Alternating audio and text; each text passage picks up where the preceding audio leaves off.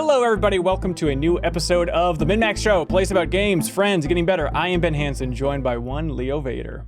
Hello, just one today. Just one. We can only afford one because we're now drowning in guest stars. The greatest celebrities on the internet. We're joined once again by Serial Vasquez. Hello. Welcome back to the show. Are you done playing Advance Wars at this point in your life? Yeah, I've fully transitioned into my Zelda era, I guess. Oh, is congratulations. how the kids would say it. Yeah, right on. Well, you're welcome here. Welcome back to the show. We're also joined, well, first of all, before I even set this up, I should pre-set it up by saying, oh, no. Shut up, guest, shut up. Is we're talking about like, oh, you know, we got Street Fighter 6, it's the big game this week. Who do we have to talk about it? Look, we can all run around in circles and be like, I pressed the kick button, it was fun. But then I thought, oh, who would be actually some smart people to bring on this podcast? And I was like, Serial Vasquez, baby, if that'll work. And Serial, I reached out and he said, yay, I shall join thee. And then I thought, that's pretty good. That's a lot of insight into one episode of a podcast, but how can we take it up another notch? And so I reached out to the king himself, Jason Oestreicher. The king is here, apparently. Welcome. What the hell? Welcome, sir. It's been a while. That's a hell of an entrance. Wow. Thank you so much. It's true. It's also true. I pressed some kick buttons and it feels pretty good. All right. We're going to dive into all this stuff. If you don't know Jason's voice, first of all, what's wrong with you? Punish yourself. Go take a cold shower. Find some way of punishing yourself because you should know his voice.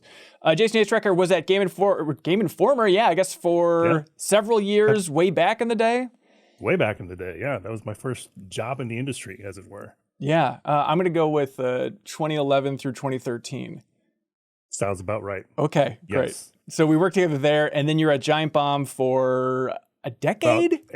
Almost, yeah, like 8-9 years or something like that. Yeah, that was a long run. Jesus Christ. Hell of a stint. Yeah, well, it's nice to hear your voice on a podcast again. You got interactive distractions going on for your own podcast? Yeah, I've got that going on with some old buddies that I was doing before I actually went to Game Informer. Really?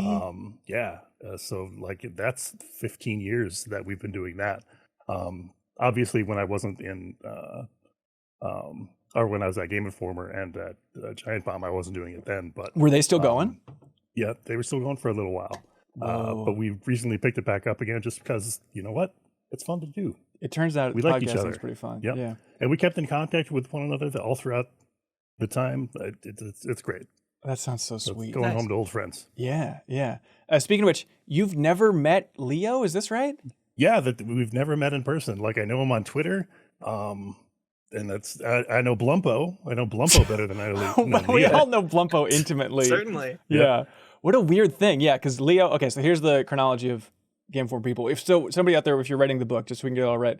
So it was Jason Oestreicher. So I started in 2010 at Game Informer, and then Jason started in 2011, and then Jason left to go to the greener pastures at Giant Bomb. Then we brought in Wade Wojcik, who was there for several years. Yep. Then he left. Then Leo Vader was brought in, and then that was that entire run, I guess. Then I left. Then Alex Static. It's a jumbled mess after that. Yeah. I guess the Alex is an easier way to put it. And oddly, I think Jason, Wade, Alex, and I all were there for 3 years. Oh, really? Around 3 years. That's how long. I don't know what that is about the video editor position. They'd let us know ahead of time that was the entire run we could do. So a classic contract ending thing. Yeah. Jason, you applied the same time I did, right? Like, were we the two people I applied, fighting for that first way job? Before, I think. I remember Andy McNamara said something on Twitter about like, hey, we need somebody that's got like web design skills or video editing skills or something like that. I'm like, oh, this is my chance. And it just so happened that I was traveling to Minneapolis for my job at the time, and like in a week or something like that. So I tweeted Andy and I'm like, hey man, I'm going to be in town. Do you want to talk about this? And he said, yeah. But at that time, you guys were looking for something that was more documentary style, which is, Hansen's forte. Yeah. So yeah, they went with you, and then I guess later on they just gave me a call. Yeah, it makes sense. We need to bring somebody else in, and thank God they did, because like, I don't know, I am filled with shame just thinking back on like that era, because like, you got a good read on it. Like technically, I'm like bottom of the barrel. I'll know enough to get by, and then just not extend beyond that. So like. You did great. You did great. Well, thank you. I fooled a lot of people. But then it was like that stressful thing of like building out the studio. Like during my interview in 2010 with Andy, he's like, all right, well, you're looking pretty good. I just need to know one thing. can you build a full video studio? And I was like, absolutely. And then it was like, I would have been so effed if it wasn't for them bringing Jason on board, who I remember I was always just amazed by you because I'd always ask, like, what is your ideal job here? Like, what is the role that you can have that'll be the least stressful for you? And you're like, if I could just be sitting back tinkering with tech, like, that is my ideal spot. I was like, thank God, because that's the last thing I want to do in my life. And so thank you for saving the overall Game Informer studio and making that whole thing possible. Yeah. We got the initial budget for it. We didn't have enough for a TriCaster, but damn it, we made it work. Yeah. It was funny so many years later trying to tweak that studio. Oh, yeah. Working there with Hanson and asking how something worked, and he was like, "Yeah, Jason set that up. I don't know. Do your best to figure it out." Literally, like it's like the week you were leaving, Jason. I had you like walk around the studio, and I recorded you just walking through like, here's how everything actually works. And I, for years, would go back and listen to that recording whenever I get stuck on something technical, and I would feel so embarrassed. It was literally just me like going, "What? And what's that cable back there, Mr. Oestreicher?" You're like, "That's an HDMI." I'm like, okay, cool. Like literally that dumb walking through this whole thing. But you know what? Somehow it all worked out just fine. Yep. Although I do remember trying to load up, it was like the table, I think, like in the back of my van, and just like that thing barely squeezing in by a millimeter, trying to get all those things in there as we're lugging this nonsense equipment around to try and build this place out. I feel so bad about that table because I put it together, I think, and then I set it like top down to put the legs on or something like that, but there was a screw that was on the ground. And I remember moving it around, and it ground into the top of the table. So if you look at the table now, there's a big gouge, and that's my fault, and I'm admitting to that now. Yeah, so, I remember that gouge for sure. Yeah, we wrote Jason on it and had a big arrow. So you're always with us, no matter what. Also, Jason is amazingly influential in a ton of ways. A big one being like, man, Extra Life. I was just thinking this morning about like, you really got Game Informer rolling with Extra Life so early. Obviously, like streaming was definitely your thing, where like, that was back in the day where it's like, yeah, we streamed like the Guinness World Record attempts and stuff like that. But then you got there and you really were into this whole Justin TV thing. And I was like, that's kind of Jason's thing. We'll see where it goes. But then like you were pushing Extra Life. And I think back about like, you know, when you left, then I really leaned into Extra Life, and like Tim was a huge part of that too. And a lot of other folks there. Great with that. Well, thank you. But I was just thinking like, it must have been so frustrating for you, because you were so into it. Like, I'm trying to remember like what my excuse was for like, I'll come in for a couple hours and then check out the rest of the time. How did I pull that off without you getting pissy about it? Because I would be mad if I were you.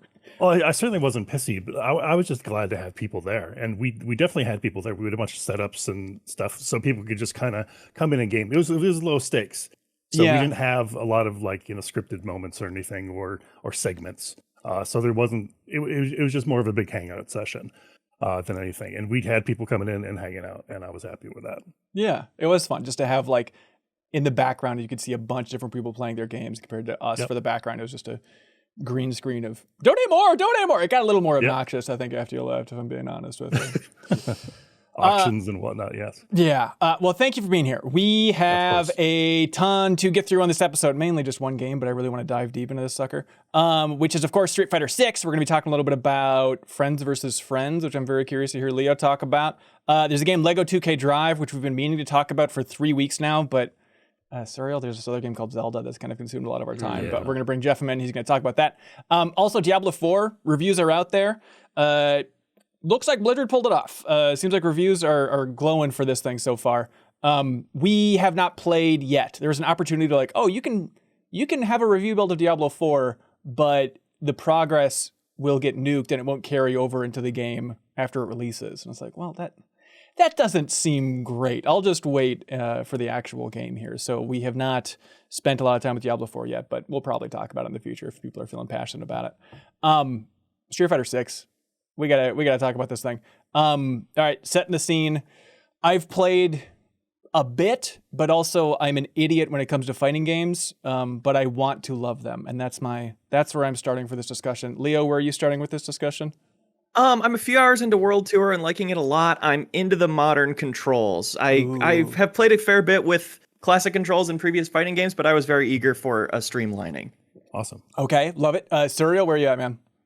I've been running in circles and pressing the kick button. But Hang on, do I you think have like an that's old? my- Stop. Do you have like a grandma clock behind you? What's happening back there? No, that's my doorbell. I might actually have to go answer your that grandma when we come here? back. All right, go say hi to Yeah. your grandma. Yeah, I'll be right back. Okay, and Jason, where are you at with Street Fighter 6 now? I've been watching Serial's videos about how he runs around and presses kick buttons. No, I beat World Tour mode last night. Oh, nice. I think we can talk about all of that. Yeah. And a little bit in the training room, of course. But Okay. yeah, I have a long-standing history with Street Fighter for sure. Yeah, fighting games, your number one genre, fair to say? Yeah, definitely. Street Fighter in particular has been like probably the most impactful game in my life or series. Oh, that's so sweet. Yeah, because Nice. at Giant Bomb, I feel like it really got started of like, oh, this is a Jason game. This is a Jason game. And Yep. I don't know, like, I wouldn't connect it with fighting games. I would always connect it with, what was that PS Vita Monster Hunter-like game? God Eater! Yes! God Eater, yeah. It's like, that's Yes. a Jason-ass thing. But fighting games was the bread and butter. That was your passion. So thank you for Totally. jumping on this thing. While we wait for Serial to sign for 6 packages, Jason, high level, what do you think of Street Fighter 6, man? High level, this is great, and even low level as well. You know, Leo mentioned the modern controls. That's something that Capcom's really trying to entice new players and casual players with, and I think it's a really good idea. You know, just to get as many people in there as possible. Street Fighter has a long legacy, and there's a lot of nostalgia built up around it. Yeah. So it's easy to say, hey, you want to play some Street Fighter? But then, you know, when you sit down to play it and you're playing against somebody that has a lot of experience, the game's maybe not so fun. So once they've modernized the controls and made it to where like special buttons, our special moves are on like one button or something like that, or you try the dynamic controls, which are even more crazy, which are just like hold down a button and you do combos. It's like AI generated. It's Weird. That is the big thing with this game. And I'm trying to get a read on like, you know, where I'm at, where the general community is at. Like Serial, I would imagine there's the holdouts who are angry about them like streamlining the controls as an option in Street Fighter 6, but has the rest of the game been so impressive for just like the budget and the effort that Capcom's putting into it that the community isn't too angry about them giving a baby option for controls here? Yeah, I haven't seen like a ton of like actual ire of like how dare they do this, because I think a lot of people are kind of like Street Fighter is kind of on a back foot in a lot of ways because of Street Fighter V like not having a great reception at launch and then kind of slowly getting better, but people kind of forgot about it by then. So there's this kind of feeling in the Street Fighter community of like, do anything you can to like bring this franchise back to where it was, right? Whether that's like a mode that is more about bringing in new people, like the World Tour stuff, or these controls that are like, just get to the part where you're making decisions and you're not like, oh, I tried to do a Shoryuken, but I couldn't pull one off, right? Which is like, I think a lot of people's initial barrier, right? So you're just making the decision to like, I'm going to uppercut here, and then it just happens, right? So I think that in terms of like competition, I'm sure that there will be like 1 or 2 tournaments early on where they're like, oh, the person who is using the modern controls won, and it like, does that make it unfair? But I think most of the like the best players are confident enough that the degree of control that you have with the classic stuff is going to outweigh the kind of ease of use for certain characters. And I think there's a certain like stigma kind of attached to it as well, where if you're in a tournament or something like that, you know, you might sit up a little bit more if you're playing against somebody with modern controls because you don't want to lose, damn it. Yeah. Like, I'm not to show this guy the modern controls. Yeah, it took me a while to learn the modern controls, which I know seems strange, but like my path was I brought the old fight sticks over to my friend Ronnie's house, who like, I mean, we've been playing Smash Brothers, quote unquote, competitively against each other for 25 years. So we always have like this, Cyril, you remember,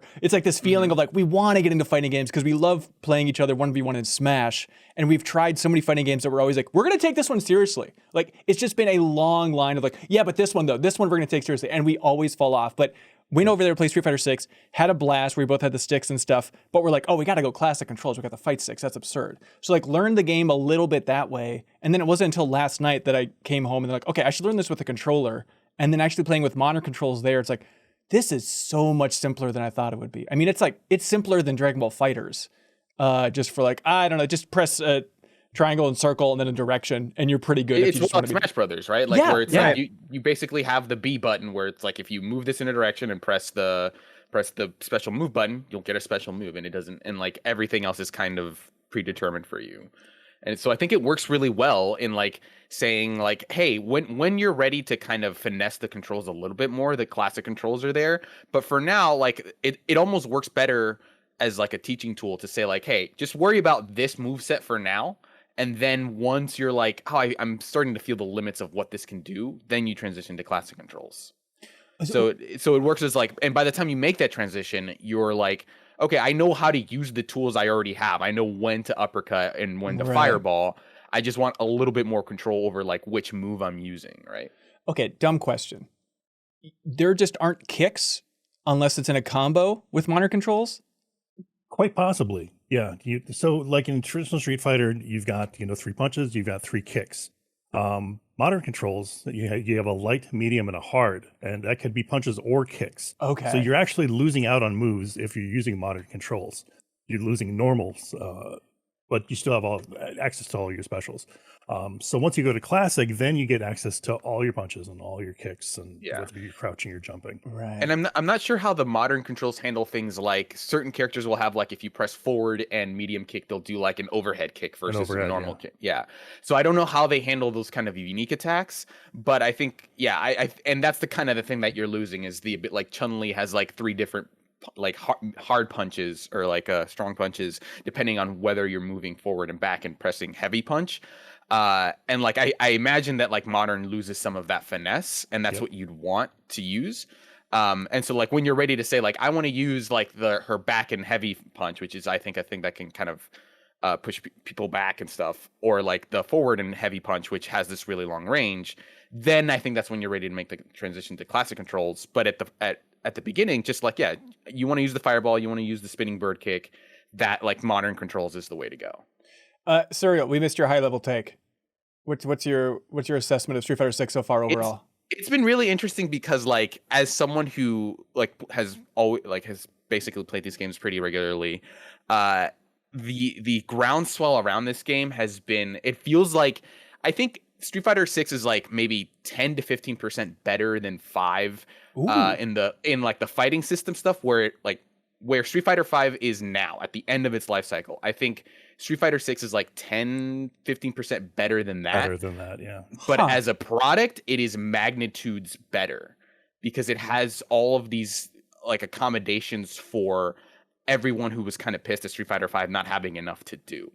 And this feels like it's creating like, with the Battle Hub, it's sort of like a Guilty Gear lobby thing where you're seeing people walk around, but there's more to it than in a Guilty Gear lobby where you can play like Street Fighter 2 Turbo in one of the cabinets and stuff.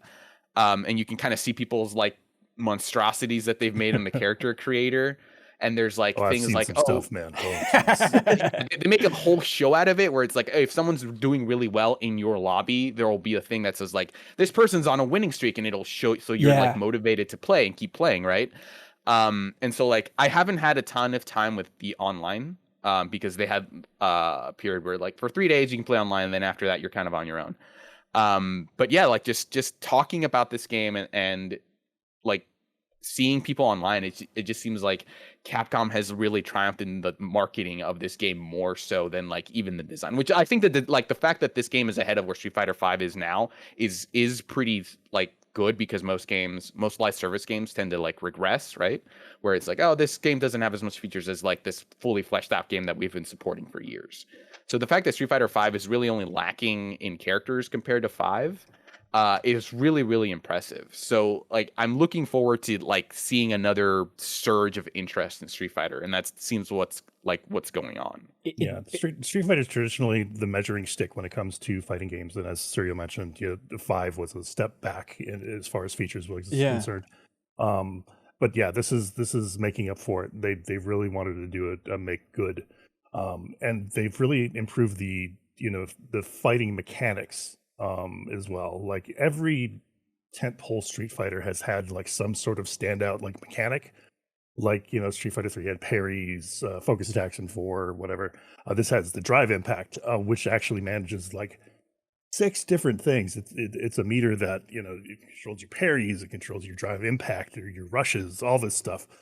So it's got layers on layers and a lot of depth, and I'm seeing a lot of pro players that were playing during like the open beta say that they're having fun, which No, that can't be which is right. amazing. Yeah, to because normally they're just like all business, and just to hear them say, "Wow, this is a lot of fun," is it fills my heart. Yeah, and I think they definitely listened to the feedback about 5's initial kind of simplicity, where you didn't seem like you have a ton of options. And I actually, the more I play it, the more it kind of does remind me of Mortal Kombat 11, where you have like It's they expressive. automated meter, right? Like you're constantly building meter, but you have so many things that meter can do, like so many uses for that meter. So like you have drive cancels where you can cancel any move into a dash and like extend combos that way, or you have the drive attack, which is like a focus attack, or you have like a drive parry. So like the kind of interesting decisions come from like, okay, you have all this meter. What are you gonna like? How are you gonna use it, right? Yep. And there are all these things pulling for like this is the thing you should use your meter on, because like EX attacks also drain that meter, right? So you can do stuff whenever you want. It's just a matter of like, okay, you have like 6 bars of meters. What are you gonna do with them? Versus, okay, wait for your meter to build up, and then you can do the one thing that the meter lets you do. Yeah. So the idea of pros having fun with it, I'm still, what is that? What do you think is clicking for them? Yeah, in what like is that? It's the mental stack, I think. There's so much going on, and that's the system allows for so much expression. I think it'll cater to people that want to rush down or want to play defensively and just throw out drive impacts or whatever. It suits a lot of different people. It caters to a lot of things. Yeah, and I think the character variety is also there. I think that I think when you have this many kind of system level things that any character can do, there's this like kind of potential for the game to feel very flat, where like, oh, the best option is to do all the systems heavy stuff and not your character specific options. But so far, like it feels like they've definitely like doubled down on like character individuality. Like they basically imported his like V system from 5 into, and they just made it part of his move set, where he has this like dash where his feet light on fire and that powers up all of his attacks, or like Honda has a thing where his 100 hand slaps can get powered up, or like Lily has this like system where she can she's basically T-Hawk, but she has this like wind system where she builds up these charges and that powers up her attacks and stuff. So every character feels like they have this subsystem that like gives them that individuality, and like there's characters like Dalsim who are always going to be like very unique and expressive. So like they found a really good balance between giving every character defensive and offensive options, but also making them unique. Yeah. I definitely gravitated towards Lily right when I saw her in the character screen. I'm like, all right, that seems like my type of fighter. I like that. Just the only character with weapons, and then she just charges up wind and basically becomes just Crash Bandicoot out there. Like, that seems great. Yeah. That sounds like a fun character to just throw in the mixer. Leo, I've been using Lily a lot. Oh, yeah? Yeah, because I like those kind of characters that are not purely grapplers, but they have the big throw move to rely on. Yeah. Yep. And so, like, I like also that this game has character guides that feel more in depth than like, here's what the moves do, figure it out. Like they have actual suggestions for like, hey, this big throw move you have doesn't have a lot of range. So what you should do is do what's called a tick throw, where you kind of check your opponent's guard by using like 1 or 2 light attacks to make sure that they're blocking. And then you kind of leave a little bit of a gap and then you throw them, right? So that like they're blocking, they're expecting another attack, and then you throw them.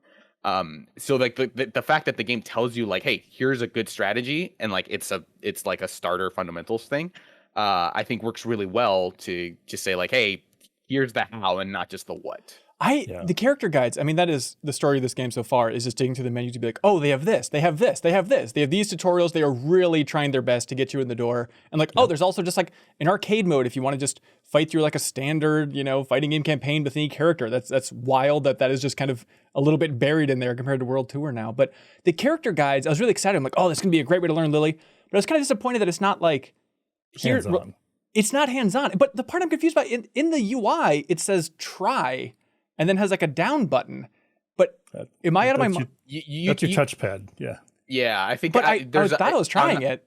I was playing it on I think my hitbox that I was using is read as a 360 controller, or Xbox controller. So I was using the back button, I guess. So it depends on what controller you have. But there is a way to kind of like, as you're seeing the lesson happen, you can kind of try out the command. It's not as thorough as I would want, because they're like, oh, you can do this in this situation, and then when you go to try it, it just says, here's how you do the move. Okay. But I like just reading it as an instructional thing of going into the try button and just doing other stuff and just trying to figure out, okay, that gives me an idea to do this, and just kind of mess around in training mode for a little bit and then continue with the lesson, I think is pretty smart of them. Yeah.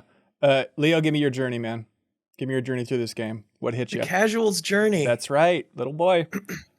Made a little baby character, the shortest possible character, who looks like a really sad baby, and their name is Baby. And so whenever anybody challenges me, I have a pouty face, and it's like, why would you try and fight a baby? Why would you fight a baby? Yeah. Yeah.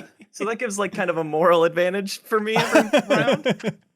But I really am digging the world tour and how it like is really trying to give Street Fighter a strong identity.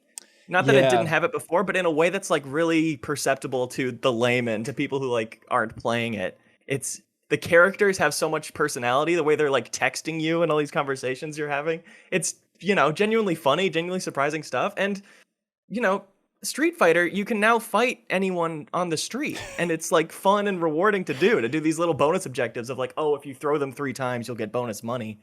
That stuff feels great and is really fun to just grind up. It's such a funny idea of just running around the street, literally running around like Metro City, basically New York City, and then you can just fight anybody. Like, I was really amazed by it early on. They're like, all right, go talk to the guy who's selling food. He'll teach you how to use items and stuff. Like, you can go up to him, or you can just threaten to fight the shopkeeper, and then immediately it's like, all right, game on, and everyone's just ready to fight at just a moment's notice throughout the entire city. It's such a weird idea. Bystanders start gathering. Yeah.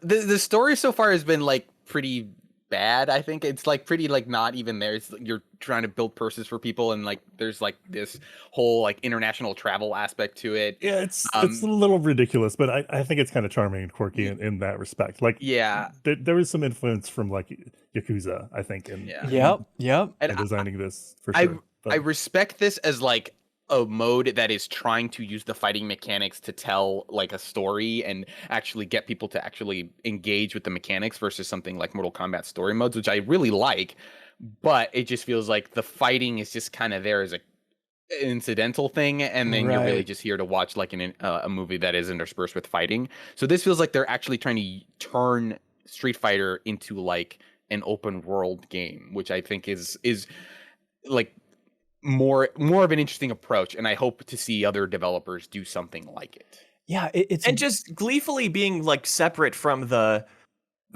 super professional online 1v1, like having gear with stat effects.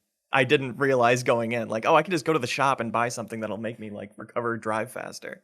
Yeah, there's a part of me that kind of I appreciate the effort put into this, and I think it's really cool, obviously, to see them put this level of production in Street Fighter 6. But in terms of just like single player stuff, it's like, I think I'd still prefer kind of like the Mortal Kombat strategy. Like, I will play through a Mortal Kombat story and have a blast, and it's just a good, silly time. It almost feels like, feels almost like a Telltale game at times of just like, there's going to be a lot of cutscenes and a lot of story, but you know what? I'm on board just for this comic book experience. Whereas this one, it's like, it's so cool, the production going into it, but at the same time, like, I'm building out my custom character, and it feels like such a different game in a lot of ways than I would be playing if I was just 1v1ing, that I feel like, am I hurting my abilities in this game by getting more embedded into this custom kind of side mode, even though it's more blown up, that like, how much of that skill is going to transfer if I go back to trying to play as Lily, you know? Because there's even stuff where like you'll parry the right attack by a character or whatever, or special attack them out of this like cooldown they have after an attack, and then you have like this big long time to follow up.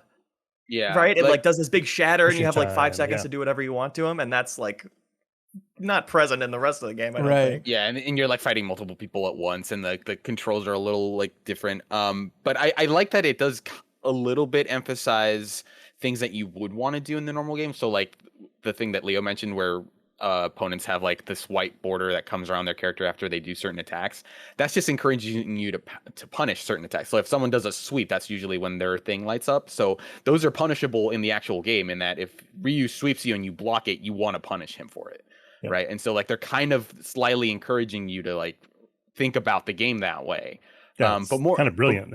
Yeah. And so like, but more importantly, like I think if the thing you get out of this mode is I want to play more Street Fighter, that's exactly what they want. Versus like, oh, I understand the in-depth mechanics of it. And then you can make that transition when you need to, right? You can cross that bridge when you get there. Like the important part is that you want to play more Street Fighter, and like whether the rules are different or like there are going to be some kind of ways that you have to adapt once you start playing online, that'll happen eventually. But as long as you want to play Street Fighter, I think that's the important part. Yeah, it's like getting people in the door, like Overwatch 2's rich PvE hero mode is going to. It's exactly when it releases later this year. exactly the same. That's right. Can't wait. Yeah, it is. Like, I have kind of a spotty history with Street Fighter, but I've been playing a lot more. Like, I have like a MAME machine and stuff. I'm playing a lot of Street Fighter and Marvel vs. Capcom and stuff out there, and so it's made me a little more attached to these characters and stuff. But like, I just think of somebody like you, Jason. I'm like, are you filled with glee, like in that world tour mode when it's like, now we're gonna go see what Chun-Li's doing, and she's just like training people on the streets? Is it just fun to see like, oh, my old friends, like, look at this level of production for these guys? It's wild. This is certainly like the most personality that they've given those characters. Yeah. Traditionally, you've only got like an intro and an outro when you're done with arcade mode. In 5, they had a kind of a story mode, but it wasn't really a showcase. It was pretty bad. But yeah, this one, and I think Cheryl said it. They're texting you, and you're getting a little bit more flavor than you normally would. So. Yeah. And combined with the rest of the quirky quaintness of that whole mode, it's been pretty fun. I like it. Yeah, and along the lines of kind of like tricking you into playing more, it's cool that you're training under specific characters and you're gradually getting their moves. So it's like it's progression, but you're also learning this character. So suddenly you're gonna like be able to play as them when you want to. Yeah, just the style for this game. Like I'm so happy to hear that the high level crew is also enjoying this game, because like I think from just my perspective and the idiot's perspective, like my idiot friend Ronnie and I, like when we're playing this game, it's like, God, this thing it has such a great vibe to it, and them just leaning all in and like this is just a hip hop style throughout all of Street Fighter 6, and it's like I think it works having just like the rap songs and the menus and stuff. Like, yes, this is such a coherent vision. And then like it blew my mind. I was watching Red Bull had like a little making of thing, and the art director for Street Fighter 6. It's Fujioka, who I am confused about how this happened. I'd love to interview him about it. I don't think it'll happen, but I'd love to. Because he was the director of like the first 4 Monster Hunter games. And the couple times that I went to Capcom with Game Informer for the Monster Hunter cover stories, he was the executive producer of Monster Hunter. He was like, top of the heap. He was like the high-level executive interviewer or like interviewee. So it just blows my mind that for Street Fighter 6, like that is the level of talent they're pulling from inside Capcom. Is that we're pulling all these legends down just to become the art director for Street Fighter 6 again. So it just goes to show like how much of a push this is within that company. And I feel like, Capcom's been on a hot streak for the last 6 years or so. Maybe since Monster Hunter World is a good starting point, maybe. But then it just feels like this is such a good example of just like them giving the level of care and polish that every other franchise deserves. Like everybody dreams of their pet franchise getting this level of production that Capcom's like, all right, Street Fighter, we're going to give you one big last go and let's just see how it goes. So, but it makes me kind of scared because like if this doesn't sell well, dude, I imagine it'll sell super well. I feel like the RE Engine Capcom era has been really strong, just because like even that engine is just like, it feels like the only competitor to Unreal at this point. But it's like you just see it so often, but it's all Capcom, right? It's like, oh man, this engine is really good, and then it's like, oh, that's just Capcom's engine that they use for everything, and all of their games look really good now. Right. And like I feel like there maybe is some kind of coalescing around that engine to say like, okay, now we've smoothed out our production pipeline, and now we can make games of this quality pretty regularly, right? So they have the remake team, they have the new Resident Evil team, they have, I imagine they're making another Monster Hunter, and now they have like they've managed to kind of roll Street Fighter into that. So like it just seems like they have everything figured out in terms of how they want to work. And so everything from that allows them to kind of have all these ideas and actually implement them more easily. They have a janitor in a closet working on Mega Man. I mean, they're going all out with everything they got, I think. Yeah, I feel like maybe the one thing that I will ding this game for is that I think some of the character models can be inconsistent, like from character to character. So like the characters that I'm playing, I'm playing Honda, Jury, and Lily, and all those characters look great. I love how like all their supers and stuff look, and like their character models look good. I kind of think Ryu looks a little janky. I think something about the lighting and his beard in this game look really like it feels like a step down from those other characters. It's that wide body. It's You're not used to it. More polygons. Yeah, so like I feel like from a character to character basis, the game can look like significantly better or to some degree worse. But I feel like on the whole, like these characters look really good, which is what you want out of a fighting game. Yeah, Jason, what's your path through this thing? What is the last thing you've learned? Like, okay, just walk me through. Like, you get a new fighting game, franchise you know well.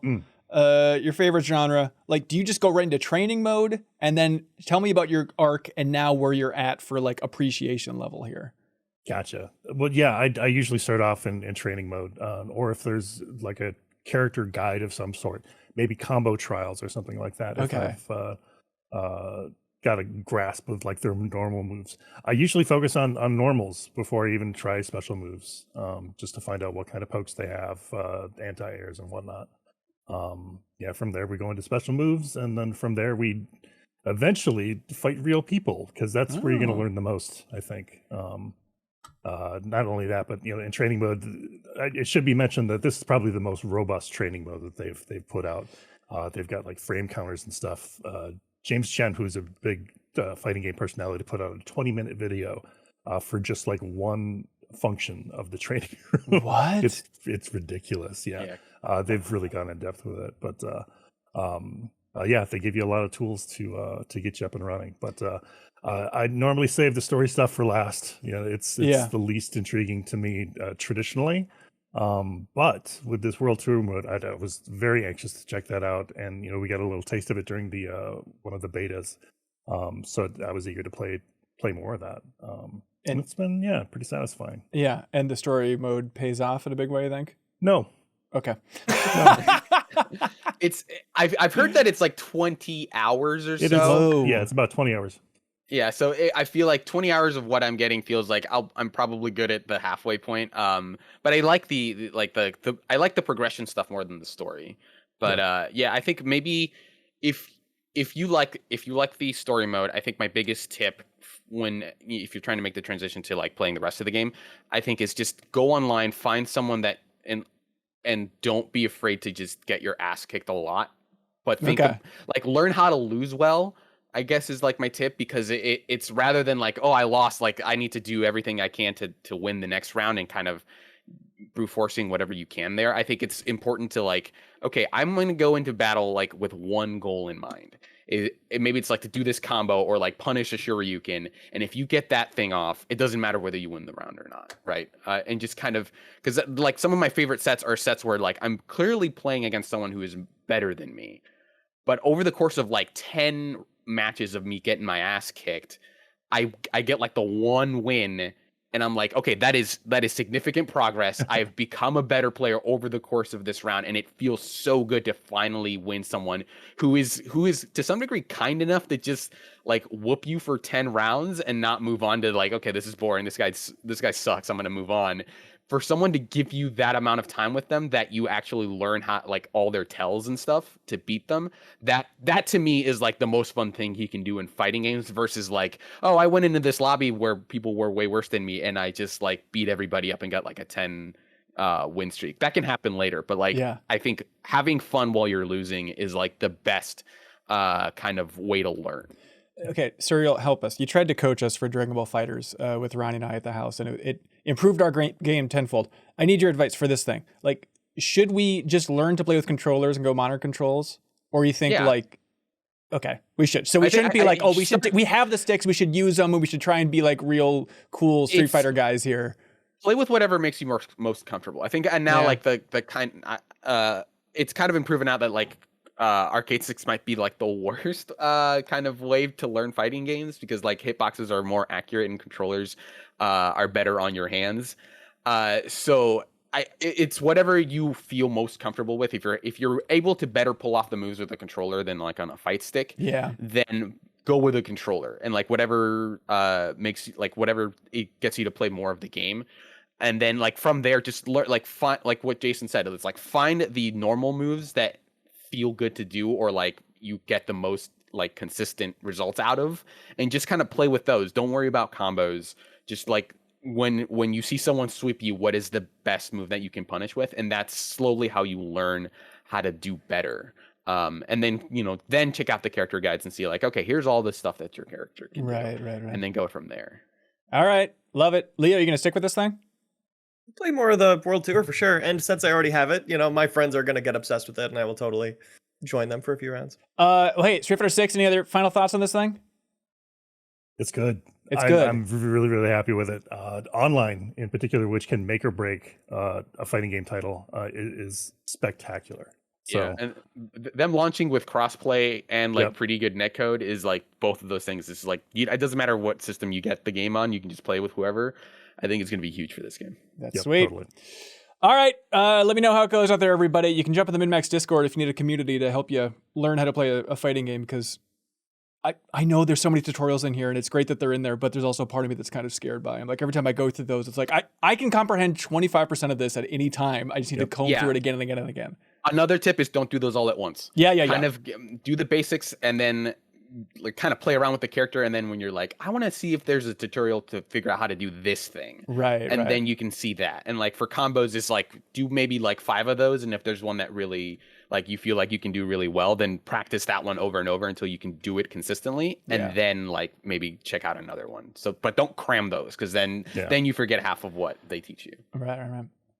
Hey Leo, hey man, if people love their friends and people love fighting, what game should they check out this week, dude? Definitely not Street Fighter. That won't do it for you. Friends versus Friends is a game I didn't know about until you said we have a code for it. And I said, this looks like up my alley. It's a card-based first-person shooter focused on 1v1s and 2v2s. And it's rocketed. It's going to be in my top 3 of the year for sure. I've been doing nothing but playing it the past few days. Leo was so excited the camera shook as he said that. So good. Jesus Christ. All right. What God, why am I blanking on that card-based first-person shooter from last year? The speedrunning one. Neon White. Oh, Neon White. Yeah. Is it too easy to say it's a PvP version of Neon White? Yeah. Okay. That's too easy. And it's not accurate, and so we should not say that on a podcast. You're basically lying by saying that. Right. So what is it? Because those ingredients, man, I'm skeptical about that idea of like card-based, first-person shooter, 2v2, but trust us, it's on another level. Well, the cards, like any deck builder you go into, it's an intimidating amount of cards at first. But within a few rounds, you get a grasp of what everything is doing, and you start to see how they combo together. With the basic deck, you'll have like, make their head big, make my head small. And you get the appeal of that right away. You can shoot their head easier. It's harder for them to shoot your head. But then you combine big head with sniper. And now you can get headshots from across the map easier. Or you combine big head with this one called Mind Blower, which for a split second pops their brain out of the top of their head. And if you hit their brain, it does a ton of extra damage. Wow. And then you combine those two with slow motion, so you have extra time to shoot their brain. But it's not too overpowered because it's so rare you'll actually get that combo. And more often you're like trying to figure out the best combo with what you have and realizing like, this is not comboing with anything. I need to get this out of my deck and find a new replacement. I honestly think this is a great like first deck builder for people. Building decks is so fast and so straightforward. And it is just a really fun dressing on top of the shooting that you don't need to have any deck building experience. That's absurd. So you've been playing this with friends then? Because it has 1v1 as well? Yes. And yeah, it's only $6 for the launch week. So like all my friends got it. So we've been doing nothing but private matches, which it's great that a game called Friends versus Friends, you get currency and XP for playing private matches against your friends. But that's like unprecedented. I don't feel like that's ever been allowed before. Yeah, it is less really than the main. verboten.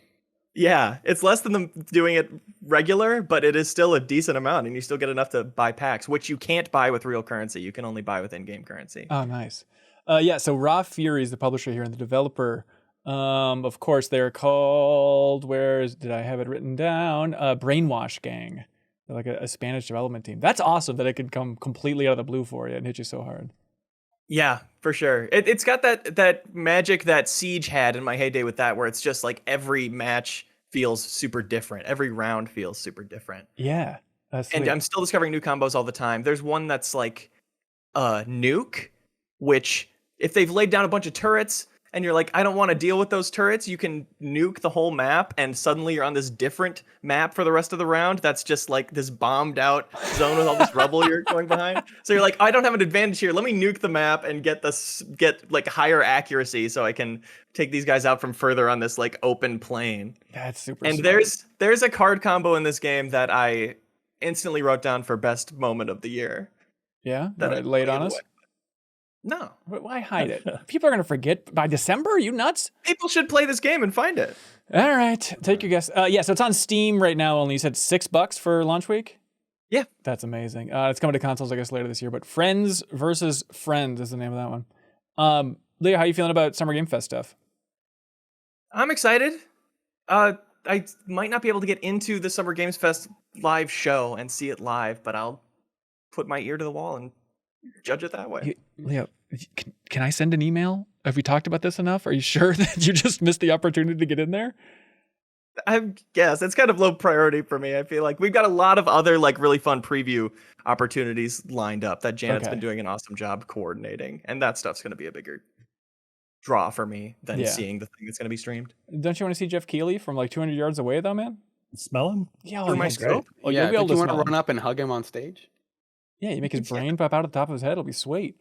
I can wait backstage. Yeah, so just for a full rundown of what we're doing. So Leo and Sarah are going out to LA, meeting Janet Garcia out there.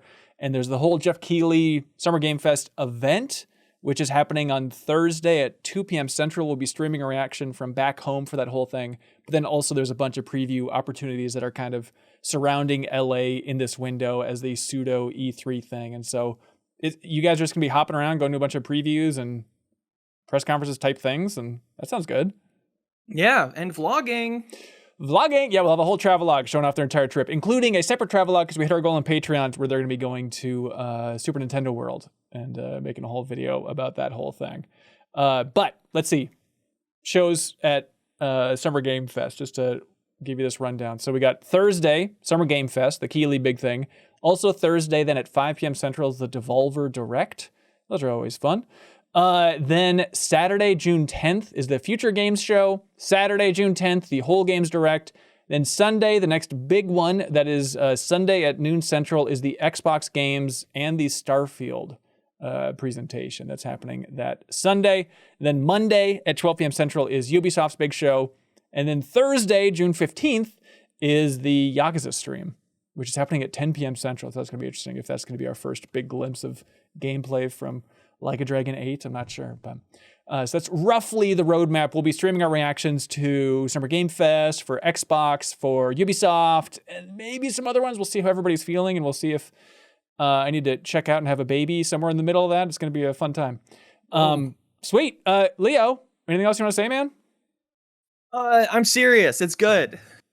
I'm not joking around here. I know sometimes I get excited about games and then we all forget about them in a week. Friends versus friends. Something special. All right. Sweet. Thanks, Leo. Bye. Bye.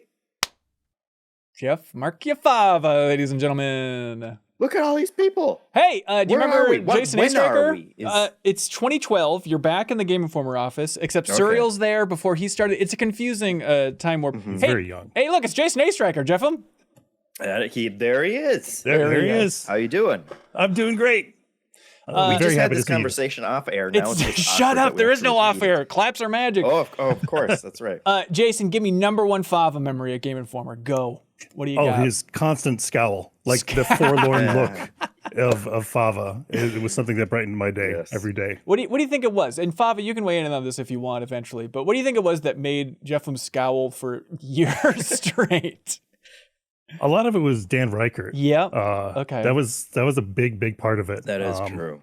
Yeah, and I think it just permeated. Like, it was probably just Dan. I'm sure Fava liked everybody else besides him. I think I was getting on his nerves a fair bit of time as well. Is it weird, Jeffem, to like think of Game Informer? I don't know how you look back on it, but I don't know, probably like, hey, those are some really good years of my life. But then everyone else is like, Jeffem just seemed miserable and annoyed for decades over there. Yeah, no, I'm used to it. And It's really it's like 90% the eyebrows, I think. Yep. It's just big eyebrows, and they always kind of look like I'm angry. But so I've had to work on that. I think it was beyond look. I think you were genuinely annoyed because you're the type of guy. It's like I would try and bug you a little bit and razz you, but I'm like, it's heart of when you hearts. came up, I was annoyed, obviously. But that's the thing. It's like at his heart of hearts, he loves me. We're good buddies. But then every once in a while, it's like I'd scratch that lottery ticket and be like, no, there's annoyance all the way down. There's no like secret heart of gold for a lot of these interactions going on here. I will say that as someone who sat across from Jeffem, for a large portion of my time there, before I kind of got to know everyone, there was this constant feeling of like when I was trying to set up like my standing desk and move my stuff around, there was this feeling of like, this guy must think I'm an idiot. Like, is he looking at me thinking like, what is he doing? But eventually, you know, I got to know Jeffem better. But it's like there was definitely like this intimidating, like, I don't know, like, am I gonna fit in here? And like Jeffem kind of was like that conduit of like the person who I'm kind of getting glances at pretty regularly, and like not being able to read anything about his face was like, is he judging me right now? I hope I'm doing well. This is so informative. We tried to tell you. No, you know what is informative for me, Jeffem? We loved you dearly. But what helped me a lot is like my first year at Game Informer when Annette Gonzalez was there. Because like you two had like a rapport and a back and forth. It's like, okay, he's a big softy. He puts up like a jokey mean front, but I got it. And then Annette left, and then your heart turned to ice as far as I could tell. Sure. Yeah. I like I said, I've been aware of the eyebrows. I know that the eyebrows are a thing. Because my wife, when we first started dating, she was like, I always look very serious. And I think something about my natural tone also makes me. I've had to work on a lot of these things with my family.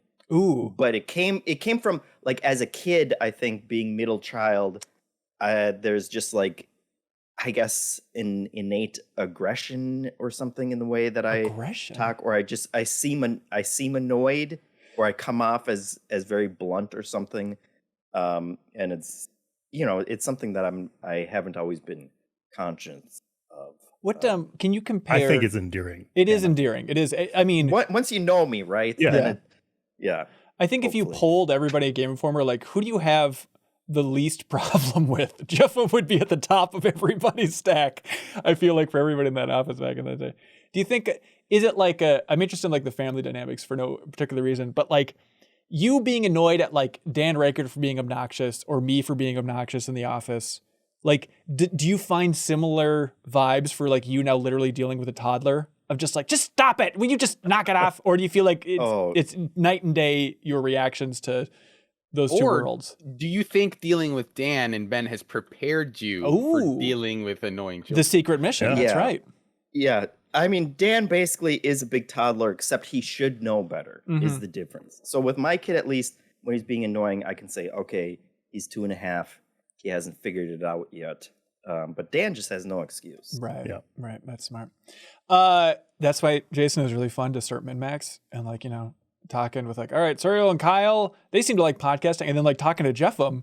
And like, I was really surprised that Jeffem's like, yeah, I want to do this kind of a more personality based thing. I'm all in. I was like, Jeffem, I love having you here. You've been such a huge boost to all things MinnMax. But if you would have told me 10 years ago that Jeffem would be starring like on a more personality. No, but like, no, not that you didn't have a personality, but just a level of just like leaning into it for the online world. I felt like that was just you being like, I don't want to do that. You guys can have your silly joke parties for replay. I'll jump in every once in a while, but I'm not getting any fulfillment out of it. Seemed to be the vibe from back in the day, Because I mean, at the Game Informer office, there was definitely like a small contingent of people who were harder to get on podcasts. Yes. Right. Yep. That they were more hesitant to kind of like, I just want to come in here and do the job. And then like this thing where I have to talk on a podcast is like not for me. I always wanted to do the podcast. That was just like, I was always very busy with whatever writing assignments I had. And so I would have loved to do more replays and all of those kind of like, that always seemed like the fun part of the job. And I was reading like feedback emails and losing my mind and having a big scowl because of it probably. Right. Yeah. Well, hey, Jeff, and welcome. You want to talk about Lego games? Sure. All right. Lego 2K Drive. This is that open world racing game that we've been meaning to talk about for several weeks at this point. I went to a preview event months ago to play like the first 3 hours of this game. I haven't had time to go check out the real game yet, but you've been playing the real game, right? Yeah, I've been playing the real game. Okay, and then Jason, have you dabbled at all in this thing? Just dabbled, yeah. Dabbled. Street Fighter's taking up, most of my time. I got it. And Serial, I got a pretty good grasp, I think. Okay, Serial, you're familiar with what Legos are? Yes, I've built them. You put them together, and it's like, how do they work? How did I just build this plane? I don't know. How do I get them apart? That's the main thing. I left them on the floor, and so my mom stepped on them, and she yelled at me for leaving all my Legos, and she's threatened them to take them away. So I put them all in the little Lego bucket that I have, and I hold them very dearly. That sounds sweet. Jeff, what do you think of Lego 2K Drive? Take your time. It's okay. It's okay. Yeah.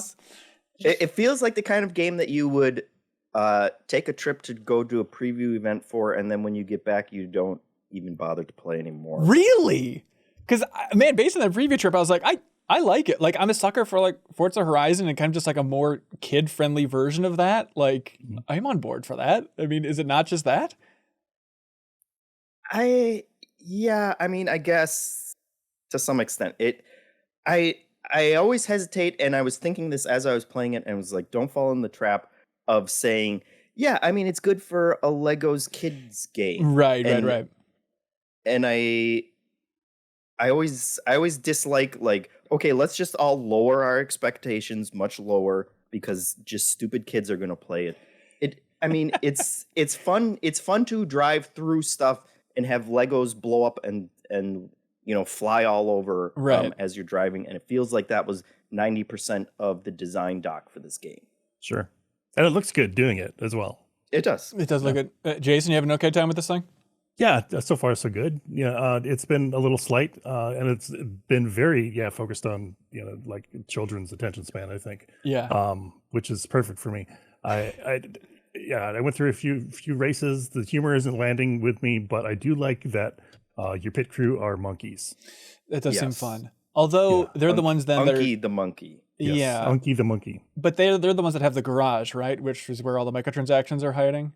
Yeah, there's that. Okay, I guess we There's talked a about it in the whole store for preview. Yeah, I guess there's a lot of stuff that they try and get you to pay for in this game if you want cool parts and funky cars and stuff like that. But did you play with your kid, Jason?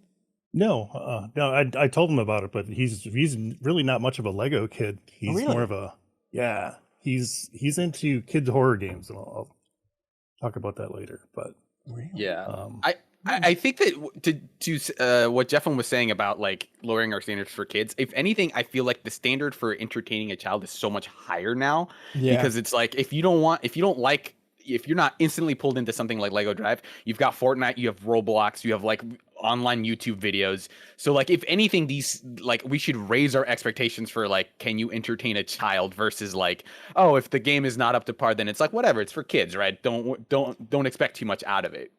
Right? Yeah. So I feel like we should just invert those expectations of what we assign, like what is appropriate for a child.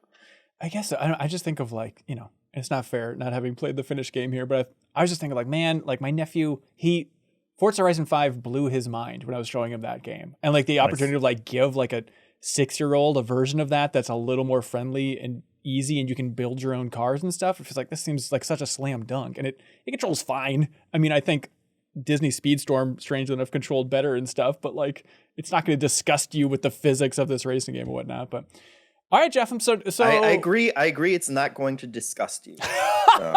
You can put that on the back of the box. Wow, I'm surprised by this. I did mess around with the, car building like actual Lego part of it. That is kind of cool. Yeah. That works pretty well. It's sometimes a little harder than you might expect to like line up where the bricks go, but like I built a goofy looking little car and then you can instantly take it out and drive around in that. And so the building part is there a little bit. But I don't know. Part of it for me is just, I think I'd rather play an open world Lego game where I'm just doing a lot more building than kind of a knockoff game that feels more like a kart racer. But if I'm going to play a kart racer, I'd probably rather just play Mario Kart. Right. Just feels so much better. All right. Hey, Lego 2K Drive, everybody. Run, don't walk to your game store and pick it up now. Hey, Serial, do you know how this whole thing operates? You press quarter circle forward and Patreon. That's right, everybody. Patreon.com/MinnMax with 2 N's. Check out that URL. There's a reason that we say it all the time. We just want you to at least look at it. Just find a tier that's right for you. You find a tier that's sustainable for you, and that's what keeps this whole independent operation sustainable. So thanks to everybody who supports the show and unlocks a benefit for the show. As a thank you to everybody who supports the show and unlocks a benefit for the show, we have a giveaway, which it's that level of dumb giveaway that I'm excited about, but let me know if I'm out of my mind for this one. We have a Yeti cooler, Jeffem? Those big, cool, tough coolers? Mm-hmm. Yeah. What if it was a Ghostbusters themed Yeti cooler? Whoa. What if? Can That you sounds imagine such a world? amazing. Imagine that they ship one for free to your house, everybody. So here's how it works. This is in honor of, first of all, apparently Ghostbusters Day is coming up June 8th. So it's in honor of that. Then also Ilphonic's Ghostbusters Spirits Unleashed. They have DLC dropping, so they partnered with Yeti to make a Ghostbusters cooler, everybody. This big honking Ghostbusters cooler. Here's how you can win this. It's going to be pretty easy. Your odds will be pretty good. Leave a review for the MinnMax show on your favorite podcast app. Leave a review. You can leave a 1-star review. I might not be the biggest fan of it. You can leave whatever review you want. I'm not telling you what to write. But leave a review for the MinnMax show and include in that review some way to contact you. Could be an email if you're bold. Otherwise, Twitter handle is a great way to go. Discord name is a great way to go. Leave some way to contact you. We'll randomize whoever, like all the people who left a review in this time span. And then that person, that very lucky person, will win an Ecto 1 cooler thanks to Ghostbusters Spirits Unleashed. So odds are high. Leave a review. Thanks for spreading the word about MinnMax. Hey, Jason, have you ever heard of something called HelloFresh? HelloFresh, yeah, they make food and send it to you. That's You right. make it. You might know it as America's #1 meal kit. With HelloFresh, you get farm-fresh, pre-portioned ingredients and seasonal recipes delivered right to your doorstep. Skip trips to the grocery store and count on HelloFresh to make home cooking easy, fun, and affordable. I am so excited every time they say, hey, HelloFresh signed up for more ads on the podcast. Like, they're going to send a bunch more food to our house. And I am so excited. They're literally feeding you. They're literally feeding me and my family. Whenever I open up that door and there's just a box of good food on my front door step, unbelievable. I'm so excited about HelloFresh. They want you to know that flavor is in full bloom at HelloFresh. Enjoy the taste of spring with chef-created recipes featuring ripe seasonal ingredients delivered right to your door. HelloFresh does more than just delicious dinners as well. Not only can you pick from more than 40 weekly recipes, but you can choose from over 100 items to round out your order, from snacks and easy lunches to desserts and pantry necessities. Everything arrives in one box on a delivery day that you get to choose. So here's what you can do. You can go to HelloFresh.com/MinnMax16. Use code MinnMax16 for 16 free meals plus shipping. Shipped right to your house, Jeffem. HelloFresh.com/MinnMax16. Use the code MinnMax16 for 16 free meals plus shipping. Help support them. They've supported us in a big, bad way. So thank you to HelloFresh. It's America's #1 meal kit. Also, thank you to our dear friends at I Am 8-Bit. They want everybody to know about the Red Lantern vinyl soundtrack. Do you remember this game, Serial, that dog mushing game? Ashley Birch was the main character in it? Vaguely, yes, but remind me. Well, I'll tell you, it's a dog mushing game where Ashley Birch is the main character. But the soundtrack is quite good. It has music by Hrishikesh Hirway, and you can get the vinyl soundtrack at I Am 8-Bit's wonderful online store. Go check it out because you can use the promo code National Donut Day. No space, National Donut Day for 10% off everything under $100 in I Am 8-Bit's wonderful online store. Support them because they support us in a big, bad way. They ship out a prize to somebody in the community each and every week. It's a nice physical prize each and every week. If you support us on Patreon, you can submit a question. We read all these questions. We choose our absolute favorite, and that person wins a prize from I Am 8-Bit. So Jason, you need to remember every single question that's submitted here because we need to choose the #1 option. You got it. And then they get a copy of the Manifold Garden on Switch. I Am 8-Bit will ship that out to their house. All right, ready for these? Okay, Let's do it. Here we go. Tanner Hoisington wrote in, what's your game of the year pick that got snubbed that still haunts you to this day? Tanner wants to know. Jason, Most of my games. No, not most Yeah. of my games. I had pretty good luck Yeah. like picking stuff, I think, when I was at Giant Bomb. But there was certainly a game here and there that I would get heartbroken over First one that comes to mind is like Luigi's Mansion 3. 3 didn't make the cut? 3 didn't make the cut, Ooh. and I only had Vinny in my corner, and he even apologized to me later. It's like, I wish we would have fought for a little bit more. Just, I'm with you. It's a good game, but Yeah. And I'm like, don't you guys like fun? Like it looks beautiful. It's gorgeous. It's charming. It's Luigi's Mansion. But it didn't make the top 10. I always felt like in those discussions, you had like so much respect that like if you just like called your shot of like, I'm going to throw all my weight behind these 2 games, I think they would do pretty well generally. I feel like, Gersman and Vinny respect you enough to be like, all right, well, we got to have some Jason mojo on this list somewhere. So you did all right. There's definitely some times when I almost lost Monster Hunter. Yeah, and that I'd get very angry. I'm like, this is my number 1 game, and you guys are talking about they're trying to like barter with me and stuff. It's like, well, if we move Monster Hunter down, we can bring this up. Right. And I'm like, no, please don't do this to me. Were the Giant Bomb Game of the Year discussions a lot more stressful than Game Informers just because of the recording aspect? Absolutely, yeah, because you're confined in this really tiny room, and there's like 8-9 people in there, and it's hot, and it's topics get heated and stuff, and when anger flares, it resonates throughout everybody. Yeah. You always get hung up on things you don't expect too. Right. Yeah. Yep. It's like I have to go to bat for this. Like I remember, I don't know. It's just weird of like, the things that when you're in that group and you realize like, oh God, it's up to me. Like I think a big one was Psychonauts 2, where it's like I love Double Fine. I love Double Fine's documentaries. I've enjoyed Double Fine's games, but like Psychonauts 2 is a game I enjoyed, but it wasn't one that I was like head over heels about. But then everyone was tearing it down to that Game of the Year meeting. It's like, no, Psychonauts 2 deserves better than this, everybody. We gotta just keep this in the running at least. It's like the moment of realizing that this thing you were taking for granted is now up for debate. Yes. I remember the thing I'm most proud of in terms of like arguments that I won at Game Informer was when we were doing the like top 100 RPGs. Oh God. And I argued that Castlevania Symphony of the Night deserved to be on the list because of its RPG elements and how it infused those into Metroidvania. And I was like, oh, yeah, we should talk about Symphony of the Night, right? That's a cool RPG that people like. And like, that's not an RPG. And I had to make that case like why it belonged on the list. Oh God. And that was a case where it's like I made my points. People were like, oh, that makes sense. All right. Ooh. And then it's like that was like the rare time when people were like, well, I think this should go on instead, right? Like it was like this weird thing of like, okay, I actually made an argument that people liked, and there wasn't a big fight about it, so I feel like I was very convincing. But it's like going into that discussion, I wasn't like, I'm ready to go to bat for Symphony of the Night, man. Can't right. have my points prepared. It's like that was so impromptu that I didn't even feel like that was a fight that I was gonna have. But also, man, you were in a lucky spot. Everyone was lucky except for me, is what I'm trying to say. No, but you were in a lucky spot because like you're such a systems guy. And so, like, if you were arguing for something in the Game of the Year debates, like, you could just go down a rabbit hole talking about the systems of this fighting game, and like, no one can touch you on that. Like, you're unimpeachable. Whereas if I was like, I like this story in this game, and that character was really nice, people would be like, shut up. Like, everyone can have an opinion on that. Not everyone can have an opinion on high-level systems like you can. You definitely had negative influence, Hansen. If yes, you brought up I know. a game, people were like, oh Hansen. It's a Hansen-esque game. Absolutely that would happen. Believe it or not, that would drive me up a wall.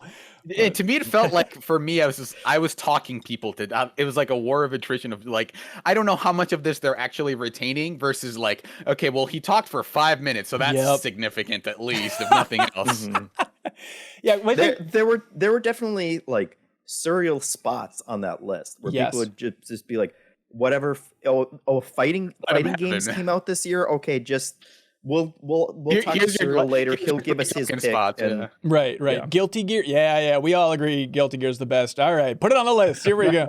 Yeah, but I think it was also like a little chip on my shoulder, and Jason's too cool of a guy to have a chip on his shoulder. But like, I think it's always that angle of like, I feel like it was always debatable. Like, should the video guys even be here? Like, they don't really review games, And like, Jason, you eventually reviewed like Street Fighter 4, I think. Yeah. Right? Ultra, yeah. I think. Yeah. But for a while there, it is just that feeling of like, I already feel like I'm out of place being in this meeting. So every ding in an argument just hurts so bad because I feel like they're just going to escort me out, I was horrified recently, Cyril. We did a stream where we played all of Resident Evil 3 Remake from the studio.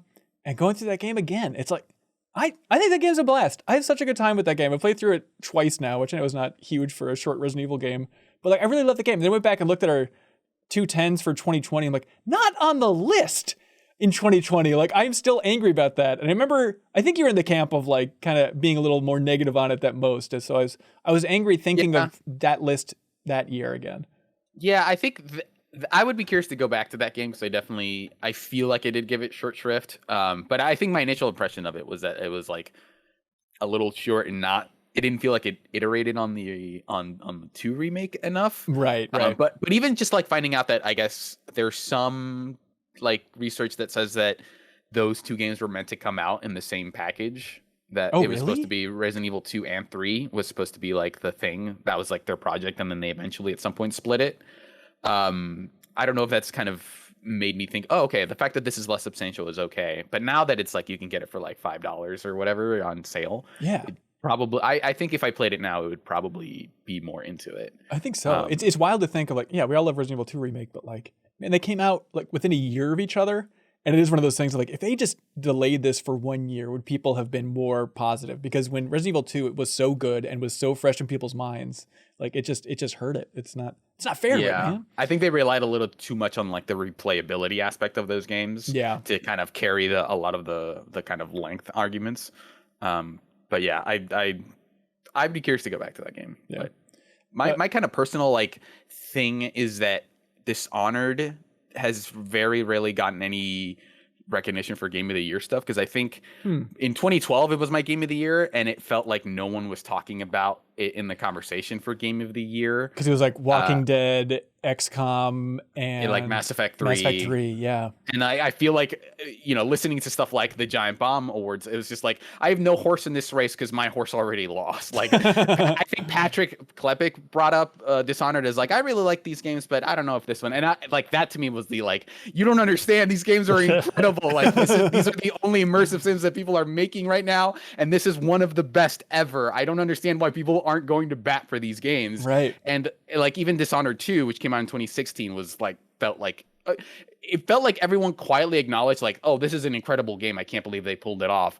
Let's not ever mention it in terms of like Game of the Year stuff, because Overwatch came out, and so that's just gonna win unanimously. Right. Yeah, that's fair. Jeff, was one come to your mind? No, I can't think of it. Is it just a Shadow Mordor?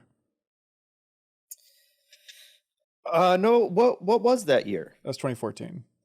It was Dragon Age Inquisition. What did we give it to instead? A Dragon Age Inquisition. Okay, we can count that one. Okay, all right. You seem angry about it. I was thinking about that year too, because I was also like, I think that was the year of Smash on Wii U, and also Stick of Truth came out that year. And I'm like, I think both those games are way better than those 2 games, but that's fine. Ryan Mcginnis writes in and says, howdy y'all. I'm super excited to get into Street Fighter 6. I'm not bad at fighting games, but I'm not great. Before playing Street Fighter 6, I decided to go all in on Dhalsim. I always hated playing as him and against him. I find him slow and annoying, and yoga. That's right. But in the quest to become a better player and understand the game deeper, I'm going dolls to the walls, Ryan says. Dolls to the walls. What's a game or a game character you forced yourself to play in order to understand the game better? Fighting games are a really good example of that, and you just know that you want to learn what this character can do because they're constantly kicking your butt. I did that with Rose in Street Fighter 4. A friend of mine said that she was garbage, and I'm like, no, she looks fine. Turns out she wasn't that great, but I ended up really liking her and maining her for a number of years. Just to prove the point. And just to see what he was talking about, and I never got to beat him with her. But do you think everyone's so into tier lists and all this stuff? I mean, is it fair to say for a lot of people jumping into these games, like, don't worry about it? The idea of like, oh, this character's trash. Like it's balanced enough in this day and age where a game like Street Fighter 6, no character is going to be bad. It's fun discourse, I guess, but it's really ridiculous. It's almost theoretical and like not relevant until you get to the point where like unless you are going into a match and like there's $1,000 on the line or whatever, don't worry about tier lists. Just worry about who is the character that you like the most, because at the level that most people are playing at, the player skill factor is more important than like the fact that this character wins the matchup. Yeah. So it's like just play whoever. But I do, as I've played more and more fighting games, I always tend to gravitate for like what are the most weird one-off characters that almost don't represent the game as like a way to almost put training weights on myself. So like in Guilty Gear, I play Ino, who's like a very weird character who doesn't have a dash. She flies instead of like having a traditional run. So it's like she has the ability to kind of instantly use aerial attacks, which is really strong. But you go to another character and it's like, oh, this like the game is so much more simple than I've been making it by playing this weird character who has to follow these rules, versus like someone like Kai in Guilty Gear who's like basically Ryu. And so you're like, oh, this game could be so much easier to play if I just played any other character. But I always gravitate for like, how am I going to make this game as hard on me as possible? Because Ino's one of the hardest characters in that game to learn. I like that.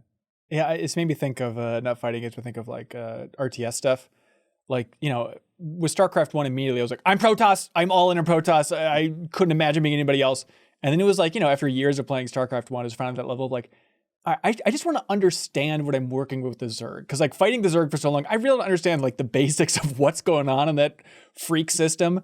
But then like, it of course just elevated the game to realize like, oh my God, I mean, I know it's the basic thing of StarCraft, but like, feels like a completely different game, and it is so cool. And it turns out it's really fun to have a game that you already love, and then just like, by the way, there's this whole third of the game you should probably experience, and it's playing from a Zerg point of view, you know? Yeah, it also makes you better because if you're playing online for like Street Fighter 6, for example, and you're seeing like, this guy's just doing this thing and it's just beating me every time. I don't understand how you're supposed to be able to counter it. Like the best way to counter it is to just use that thing, like go into matches using that technique and see how players respond to it. So like, and that way you can see, oh, this is how you're supposed to, I got my ass kicked and this is why. So then you can go implement that game plan once you encounter it. Yeah. John Lee writes in, says, salutations, CLCs. How have the last 5 years changed the way you view and evaluate games? I understand the last 5 years has been weird for everybody here. What about you, Jason? I think, well, it's been more than 5 years, I guess. But just to bring it back to fighting games again, like when writing it at Game Informer, you know, doing previews or even a review, it's like you need to not dumb it down, but just like, you know, try and be as like, you know, broad, you know, stroke as possible to cover as much, you know, casual gamers and, you know, hardcore fighting game fanatics and stuff. So that's kind of changed my perception, I guess, of fighting games in some aspect. Do you feel like that, it's like sometimes I have to play something before embargo, and it really makes you crunch, and that'll, you know, sometimes leave a bad taste in your mouth too, you know, if you don't like the game. So yeah, do you feel like you had that a lot at Giant Bomb, where you feel like you're rushing to play a game for the podcast and stuff? Totally, yeah. Week after week, yeah, that was a thing. And like, you know, on Professional Fridays, we'd have to bring something cool and goofy every week, and there's a lot of pressure in that, you know, because you're trying to one up yourself every week, and it just doesn't. You got to get out of that mindset. But my professional gaming perception and the casual are two very different things. How's it changed after Giant Bomb then? I've put more time into Legend of Zelda. I'll say that. Okay. Whereas, Same. you know, I may have played it, you know, for the podcast or something like that, tried to cram in as much as possible, gotten frustrated with the temples and the shrines. But this, I'm taking it at my own pace, and I'm, you know, just, taking it at my own pace, I guess. Yeah. Being able to just say like, I'm not going to worry about, you know, every other game coming out because I have Zelda, and like being able to take your time with it, I think definitely like I went back and played Breath of the Wild this year and kind of took it like 1 hour a day basically while I was on my exercise bike, and that I definitely played more of it, and I like it a lot more after this playthrough because I didn't have like other games to kind of like say, well, I need to talk about all these other games, and like I have a review coming up, right? And so taking your time with games definitely has been a huge way that like, oh, I can just do this now. I don't have to rush through stuff. When you're consulting, Serial, like, you know, don't get into specifics and stuff, but do you feel like that's kind of a refreshing thing compared to review? Like, are you diving into the systems and kind of relaxing a little bit more when you're consulting on a game and offering feedback compared to like review? Like, I got the system, time to move on, but you kind of get to chew on it a bit more when you're consulting? It's actually pretty similar to reviewing stuff because you do have deadlines on like, okay, we need to have like because sometimes you'll do a thing where you have like an initial like call or report that you have to do, like play the game for like 3 days, and that's basically give us your impressions. And then you have like a week and a half to kind of get through the entire thing. And sometimes these games can be pretty long. And so you are kind of cramming, and it can kind of be worse because sometimes they won't be finished. And so they'll have like documents of like, okay, make sure you get to this point, and then after that you will need to load this other save, or like make sure you don't do this very specific thing that's core to the game because right now it breaks everything. So make sure you don't do these things. So it actually, there are more restrictions around it, but the actual writing is kind of easier because a lot of the times you don't have to think about, I got to work on an intro and like make sure that this is entertaining. You're just listing, like you kind of get to go all in on like, here's every like positive and negative that I have laid out bare, and that's exactly what the developers want, is to give me all of your issues, give me all of your like things that we should do, right? So like you don't have to be like as like entertaining as a writer almost. It's but just the like process is kind of similar. Yeah, like the GameSpot reviews of like lists of pros and cons at the bottom. It's kind of, that's all developers really want. Just give us the beats here. Yeah, and you sometimes they'll like specifically ask for recommendations for like, what do you think we should do? And that can be interesting and fun because it's like, okay, I might actually get to influence the development of this game. Right. But like in terms of other ways that I've kind of thought about games recently is like from like a critical standpoint is that you don't necessarily have to be that like games, like old school GameSpot, because they definitely changed their approach recently. But the idea that a review is not like, here's everything about the game and here's what I think one way or the other. Like I like coming to critical writing with a stronger thesis of like, this is the important thing you need to take away. And in the last 5 years, I think places like Waypoint specifically, who like rest in peace, have opened up dialogue about like things outside of the games themselves that are important to talk about, things like labor and culture issues that I think they've definitely pushed the conversation about. Like these things are not things that are separate from the game; they're part of their cultural life cycle, and we should talk about that. Yeah. And I think that's kind of been across the board. But I think that stuff has definitely, you run into issues where there's discourse around games and stuff. But I feel like that stuff is more openly talked about where it wasn't, even 5 years ago. Yeah. Ian Miller wrote in to say, hey, everybody, I was let go from my lifeless corporate job today. It's both a blessing and a curse. Now I have the free time to focus on my YouTube channel, but now I don't have insurance. Yippee. Oh boy. Yeah, since you're all successful internet folk, I wanted to get your advice on how to move towards entertainment as a career, as volatile as it can be. With games media and the YouTube landscape already being as saturated as it is, how would you recommend someone stand out or get more involved? I'm fully aware of an ungodly amount of luck is involved, but there has to be something concrete people like me can do, right? I can't go back to another boring desk job, and I think a lot of other people feel the same way. Thank you all for making stuff. It, in turn, makes my day. Thanks, Ian. Very sweet. My instinct reading this is, sweet Jesus, don't do that. Yeah. What? But I don't know if anybody has a better take than that. Yeah, lost my job as well, and I'm still looking. This is a volatile market right now. It's tough. Please keep this as your side gig. Yes. And get insurance. I know that's the less than popular answer, but it's not as fun. But yeah. I think it can also help the actual work, because I think I was never more productive than after I got a job, because it felt like I hadn't put all my eggs into like the content bucket, right? Yeah. And so you could say like, what do I want to do versus what do I feel I have to do to be successful? And that ended up being like, okay, I can actually do stuff. I don't have to worry about making this my livelihood, and I don't have that pressure to kind of, make this my all-encompassing thing. I can just kind of focus on it as a side project, and that helps alleviate some of the pressure, which lets you take more creative risks. Yeah. Yeah. And especially if you're just banking on blowing up on YouTube, I mean, sure, if you become a Jacob Geller or Leo Vader level Rockstar on YouTube, maybe there's an option there, but like we're incredibly lucky at MinnMax, and like, looking at it, we made $900 on YouTube last month.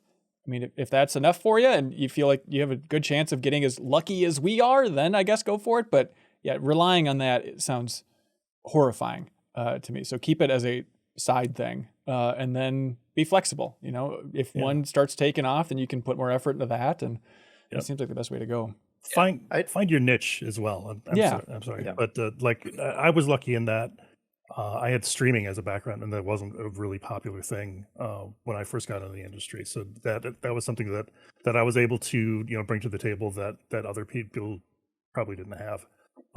Yeah. So yeah, find your voice and what you like talking about and what you like doing. Yeah, stick with that. I think it kind of folds into all of this, but like being able to focus on what you're really excited about and what you're interested in, and not being in that mindset of, okay, well, what's popular? What, like, Right. how I got to do what's popular because that's what's going to, get me all these viewers, and that's what's going to bring the money in. Like, it seems like the people who are successful and able to sustain it for the longest time pick something that they're interested in, and their kind of enthusiasm builds a community around that, because then you're the only person doing that one weird thing that you're interested in. And as everyone else said, like, it would be hard to do that kind of thing if that was your main source of income. Yeah. But if he's, if your soulless corporation job paid really well, then maybe you have that kind of, buffer, and you don't have to worry as much about that. Or, if your specialties are already in something that, is like really valuable in terms of internet interest, then maybe that's more of an option for you. But yeah, I wouldn't bank on it as, I mean, it's kind of absurd for any of us to bank on having your income come from some kind of other giant soulless corporation where you're at the mercy of whatever the algorithm decides is going to go into people's eyeballs. Yeah. Jason, what do you want to be doing? I don't know. That's the thing. I would love to do something in production, as well as I don't know, maybe content hosting stuff. I'm scratching that itch with my old podcast, interactivedistractions.com. Aside from that, yeah, like I can't really do like the old production studio stuff that I used to be able to. So it would have to be something remote, or at least local here in town in Atlanta. So yeah, I'm open to pretty much anything right now. Okay, but you've cruised around just seeing in Atlanta, like what type of production jobs? Could I get back into the swing of things outside of the video game world, even? Yeah, a lot of TV studios that I might be able to fit into. Just the openings haven't been there. So yeah, right on. Troidal Power writes in and they say, "Hey, you've been put in charge of the break room for an office full of folks. What do you make sure is always stocked there to keep your coworkers happy?" Great question, Troidal. I feel like you asked, you do a survey, right? A survey for snacks? You ask like, hey, what do you guys want? And then you stock that instead of like, because I think sometimes you'll go into a break room and like, it's just, they assume that it's like, oh, everyone likes oatmeal raisin cookies. And then they just have those and it's like, no one's using these. Like these have been here for like a month. No one is using them. So like better to like ask people, do you actually want any of this stuff? Yeah. Versus assuming that like what you like is what everyone else likes. It makes me think of that Kirby Enthusiasm from like a later season where Larry's like partnering with somebody who's building out a hotel and he gets to choose like what the snacks are in the hotel. And he's like, wasabi peas! Everybody loves wasabi peas! Like, Larry, this is a terrible universal snack for hotels. Yeah, okay, that seems smart. I mean, look, you got coffee. And then beyond that, I mean, back in your day, Jason, at Game Informer, we had that vending machine, which had a bunch of good snacks. Yeah, we had the vending machine that Guard like autographed on the top layer of dust. That's right. Remember that? Oh, that's a very normal sentence. The vending machine that Guar autographed in dust. Yeah. Also, we had a big TV in there and an Ouya set up. Yes. With Powerfall. Yep. Yeah, that was a long time ago. And then after you left, I hooked up like another little mini PC to just like be running whatever was on the front page of Twitch. And so I'd go in there and like turn it on every morning. And believe it or not, people were annoyed. People complained about Twitch running volume down in the break room. It's like, what you get to see a second of gameplay while you're filling your coffee. But I remember it's like people were weirdly pissy about it. It always blew my mind. But yeah, we didn't really have like normal snacks in the Game Informer office beyond No. coffee. And can I just add, if I understand coffee's going to be the primary option, but also add tea for the tea drinkers. Okay, Like there we go.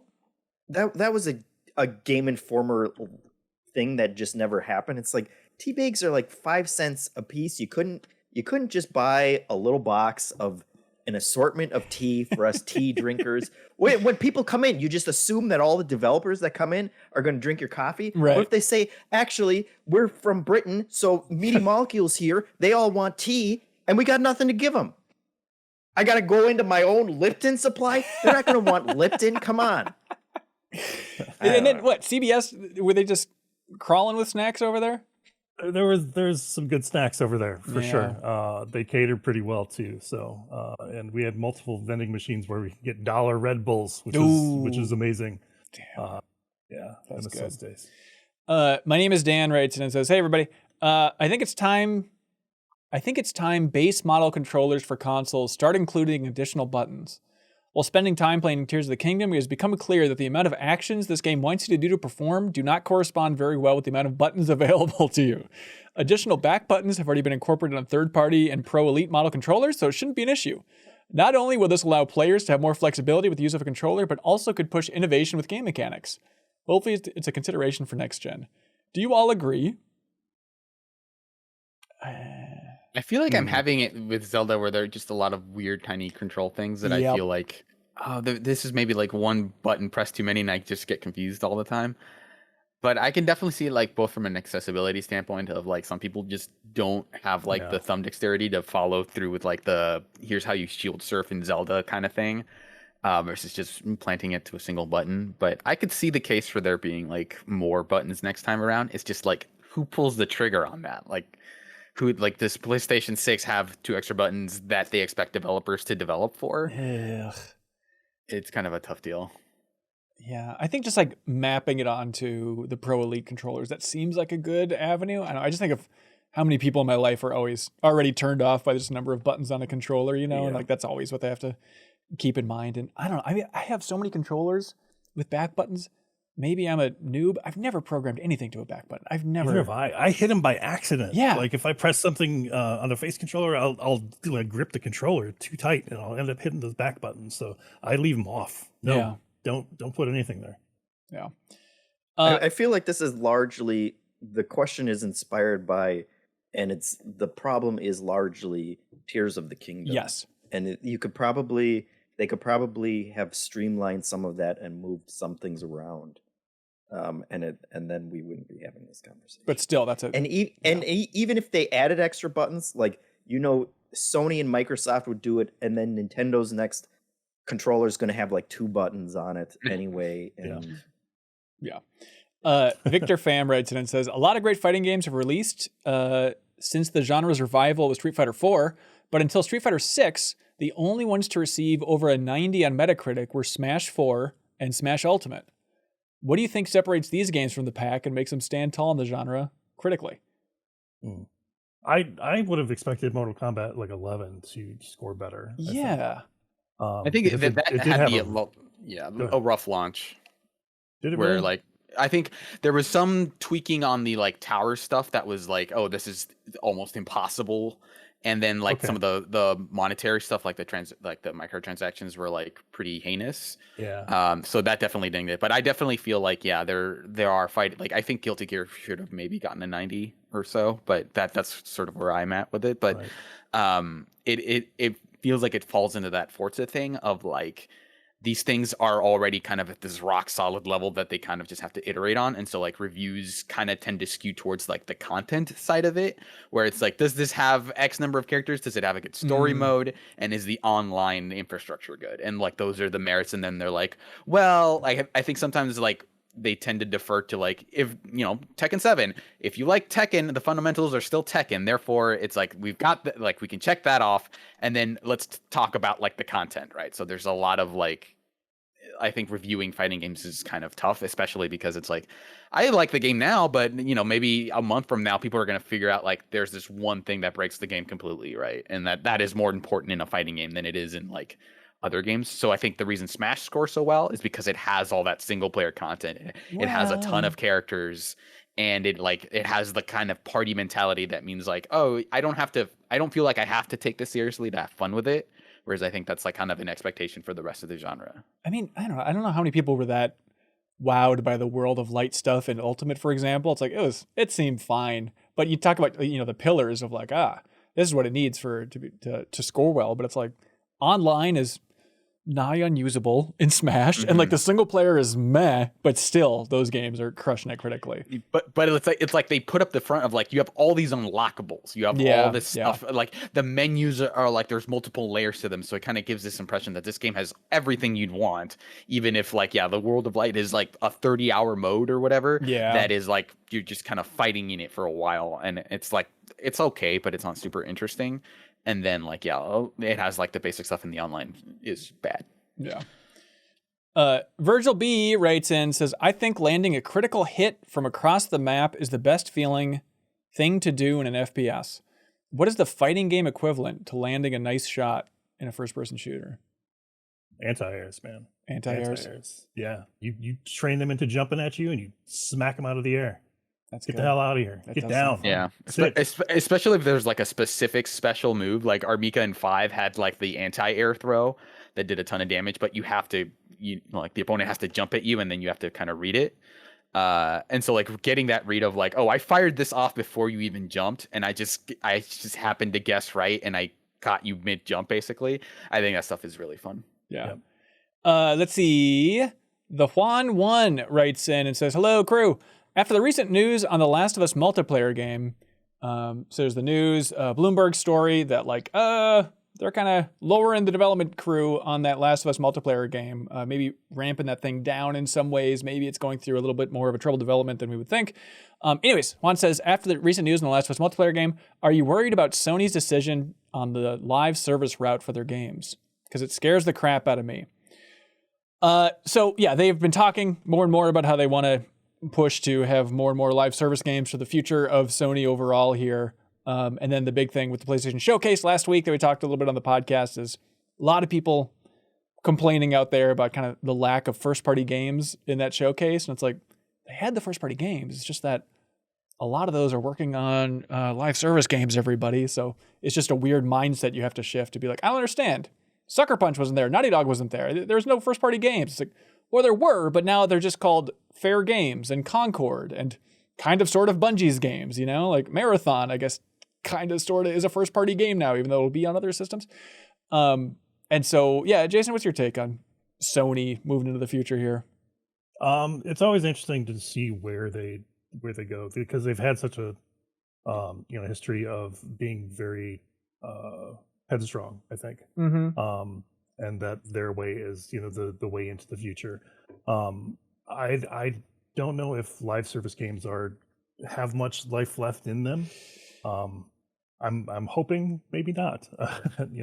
I think they've done a disservice, I think, to single player content with being live service and battle passes and DLC feed drips and whatnot. So I don't know. It feels like they're just scrambling for this to be the future based on where everybody's spending money and all this stuff. But it's like, you know what it takes to make a hit multiplayer game? Like, I think Sony's going to get its teeth kicked in for like the first decade of trying to make a real big push into live service games. And like, it's interesting, their phrasing for like the business slides and stuff where they talk about how much they want to grow in the future for having more revenue coming from live service games and add-ons and DLC and all that stuff. And they're like, oh, we have the expertise of Bungie and we can kind of use them to spread to other teams to tell them how to do it.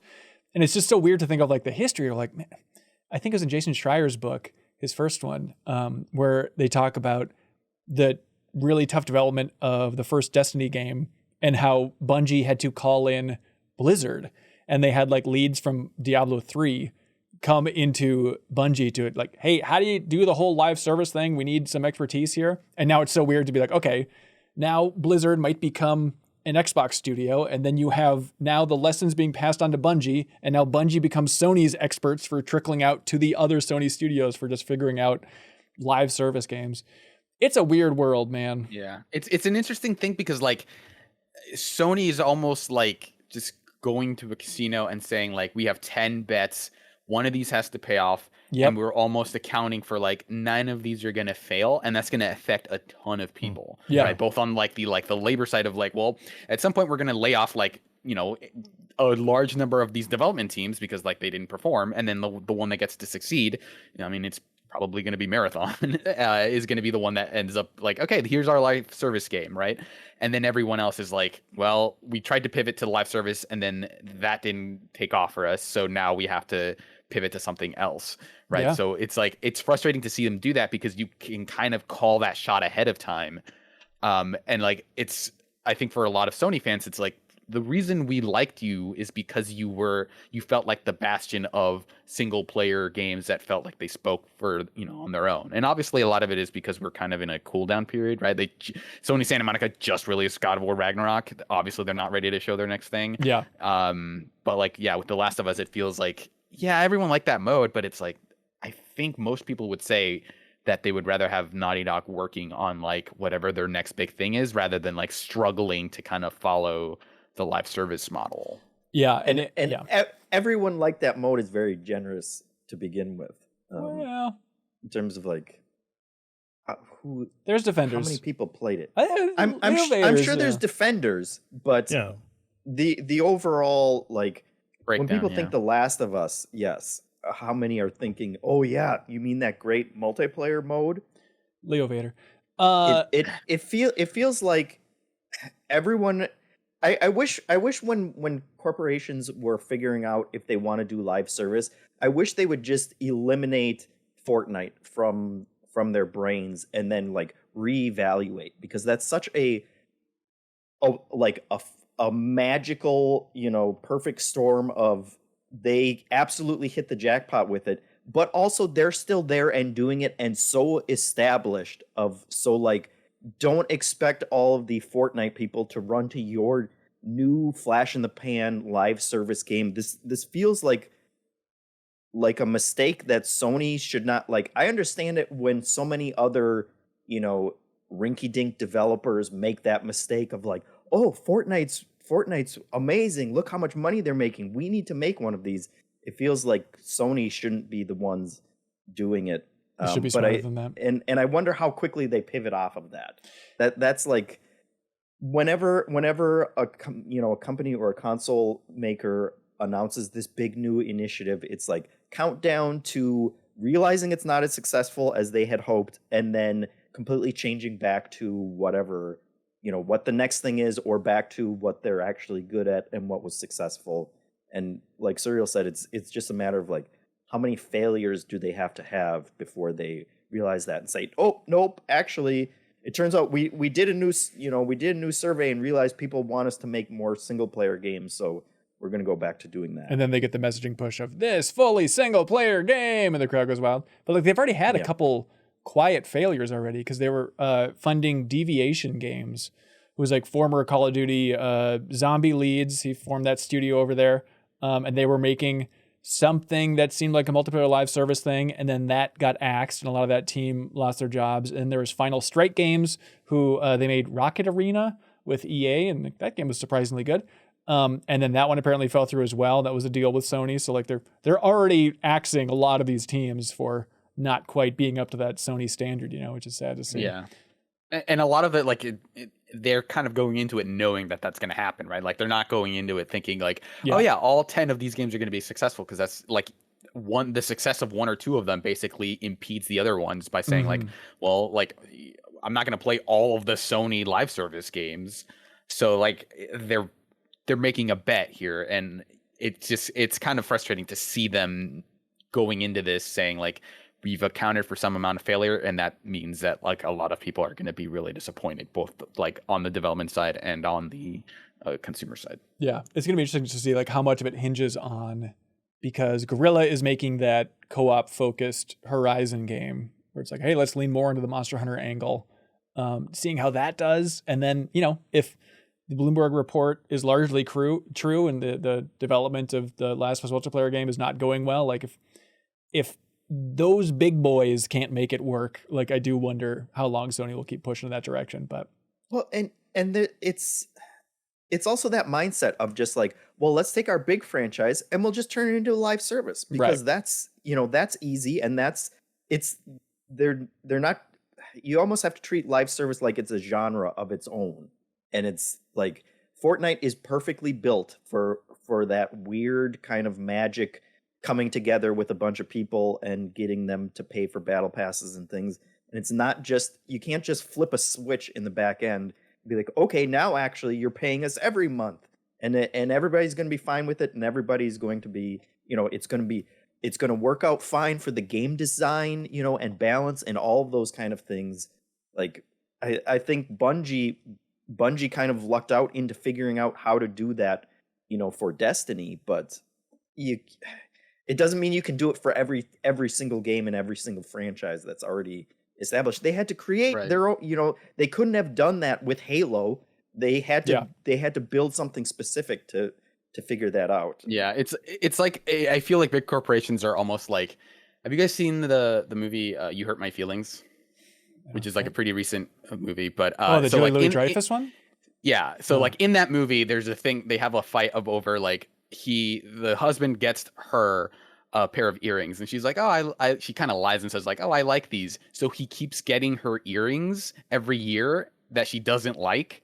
And so it's almost like that of like, oh, you say you like this thing of like, oh, you like the mechanics of this game, so you just want to do that forever, right? Until the end of time. Right. And so they just like, what if we just made this infinitely repeatable? And it's like, no, at most I like it the one time.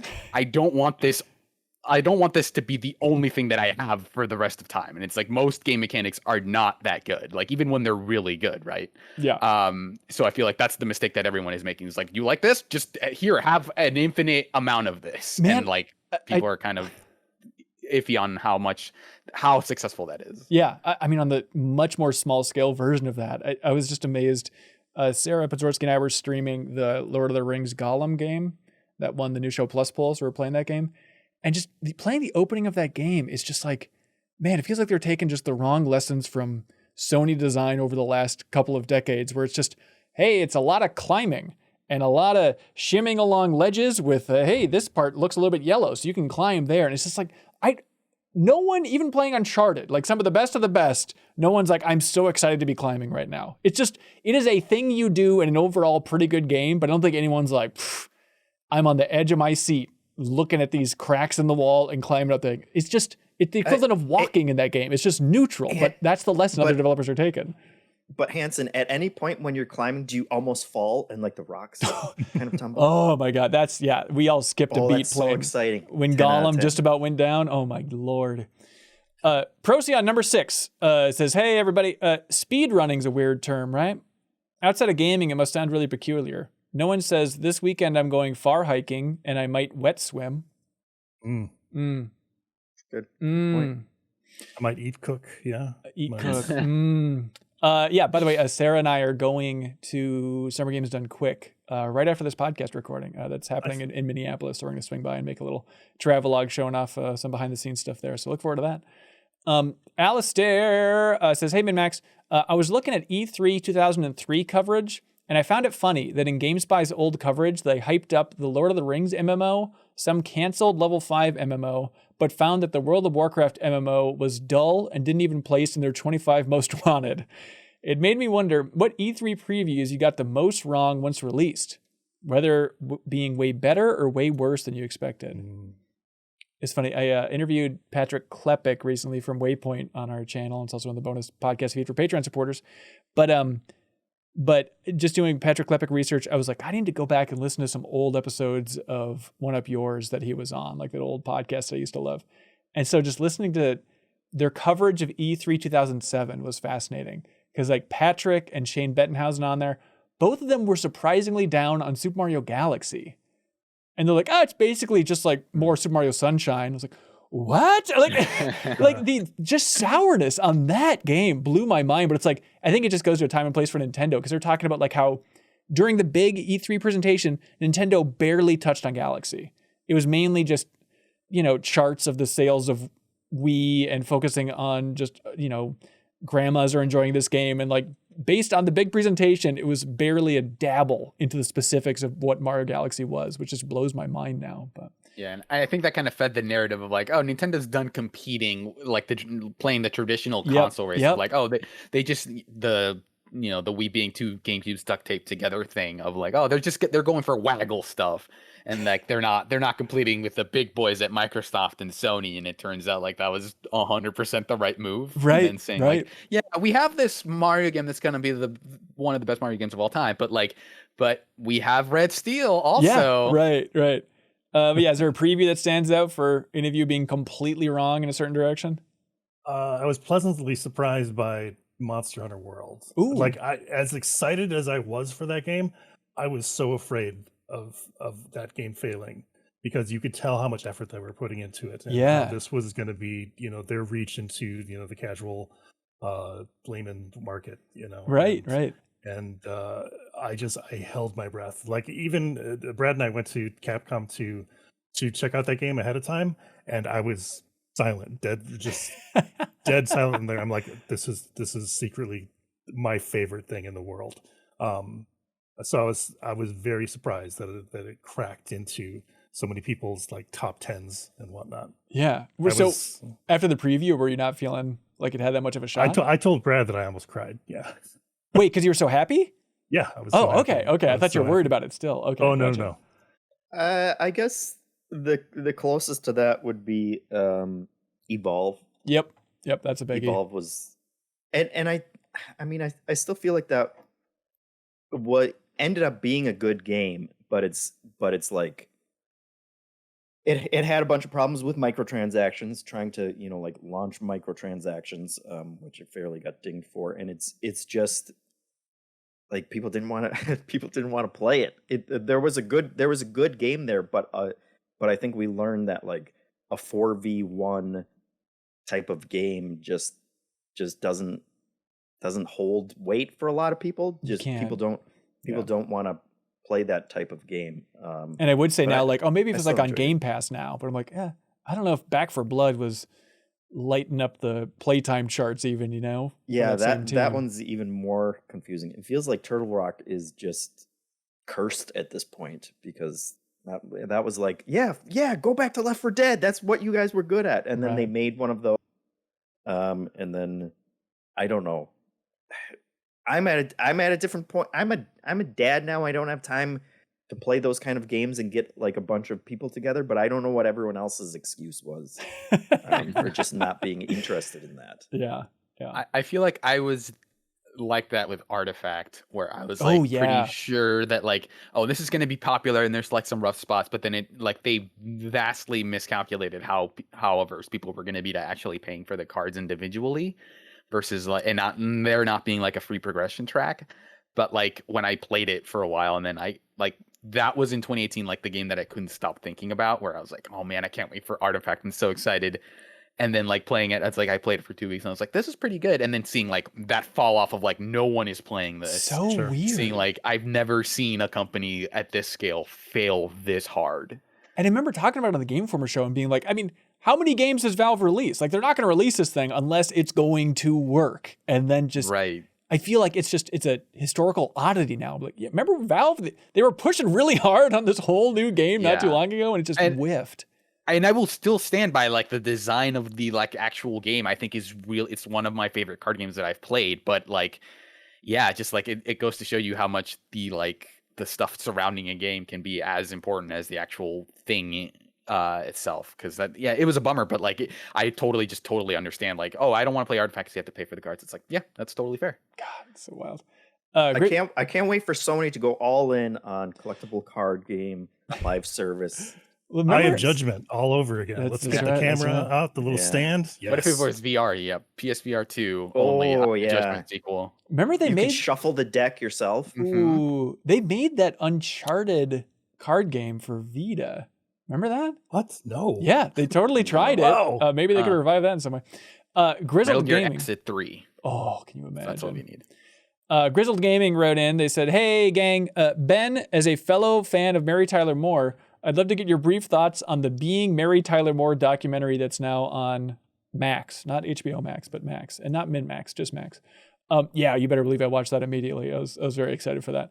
It was interesting because like I love Mary Tyler Moore, but it's for the Mary Tyler Moore show, and then like I watched a fair bit of Dick Van Dyke Show growing up, so like you gotta love her in that. She's amazing. But like I would see her like as a guest on late night talk shows as a kid, I guess in the 90s, but never really locked in. Like I don't really have a sense of what her journey and her path is beyond Mary Tyler Moore show. So that documentary is really helpful for just like, yeah, she had a whole life after that, and it was very sad and very rough. And believe it or not, there was some alcoholism in there. And so yeah, it was a fascinating documentary, and it was nice just to have more of a perspective on her as a performer because it's awesome. I mean, this is maybe a cliche for every documentary is to be like, by the way, that smiley person, they were actually sad. But like they get into that a lot, and I love they had clips of people talking to her after she got sober.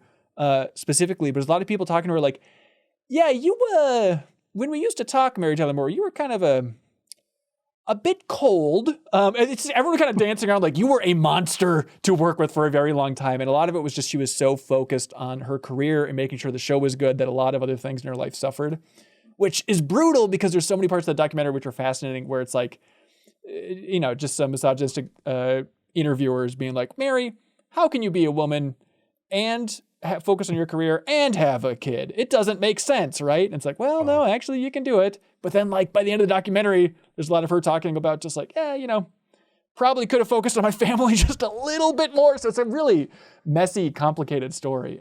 But I very much enjoyed it. Also, just this is an editor's dream is to have such a weird coincidence, but there's an episode of the Mary Tyler Moore show where Betty Ford, like the first lady at the time, calls Mary Tyler Moore because there's an episode where she's in DC. So it's like a weird political cameo in that show of like Betty Ford, everybody is on Mary Tyler Moore.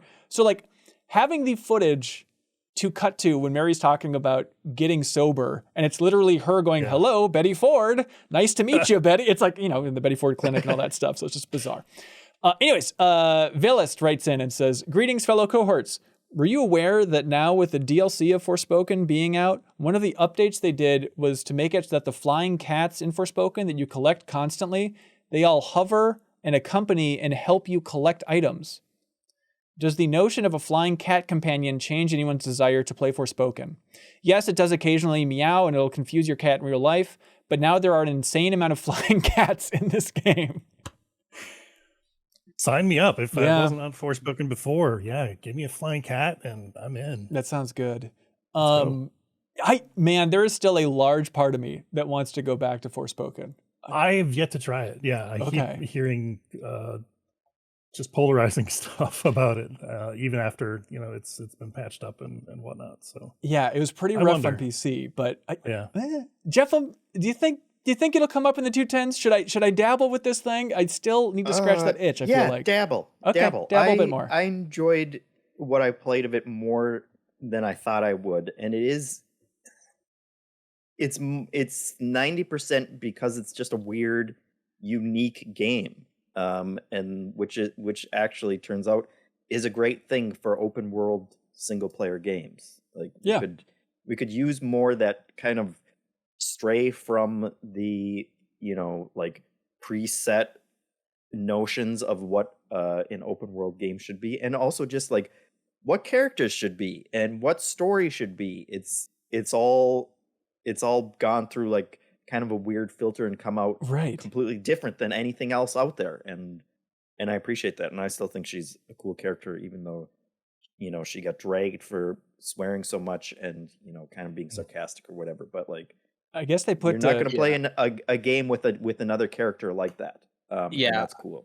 That's definitely one of those games that I think got overtaken by its like the conversation around it. So I'd be curious. I think like towards the end of the year, I'd be curious to see if there's like a resurgence of like, all I heard about this game was like this, and this, but I played it and it's like, I don't know that gave you like the right impression of this game. Totally. And I don't think it's totally going to, I don't think it's going to be like a thing where actually this game's a masterpiece. But I can definitely feel like a lot of people were just like, oh, people are talking about this game and it's got, here are clips of this character talking and like being quippy. I guess never mind. Right. So, Yep. And I guess they added just a slider so you can choose how talky people are in that game and how quippy they are in the open world. So maybe that'll add to the fuel, but we'll see. All right, Jason, I hope you're paying attention more than anybody else on this podcast. Oh boy. Favorite question of the week, man. What stands out? Favorite question of the week, I think, is the first one.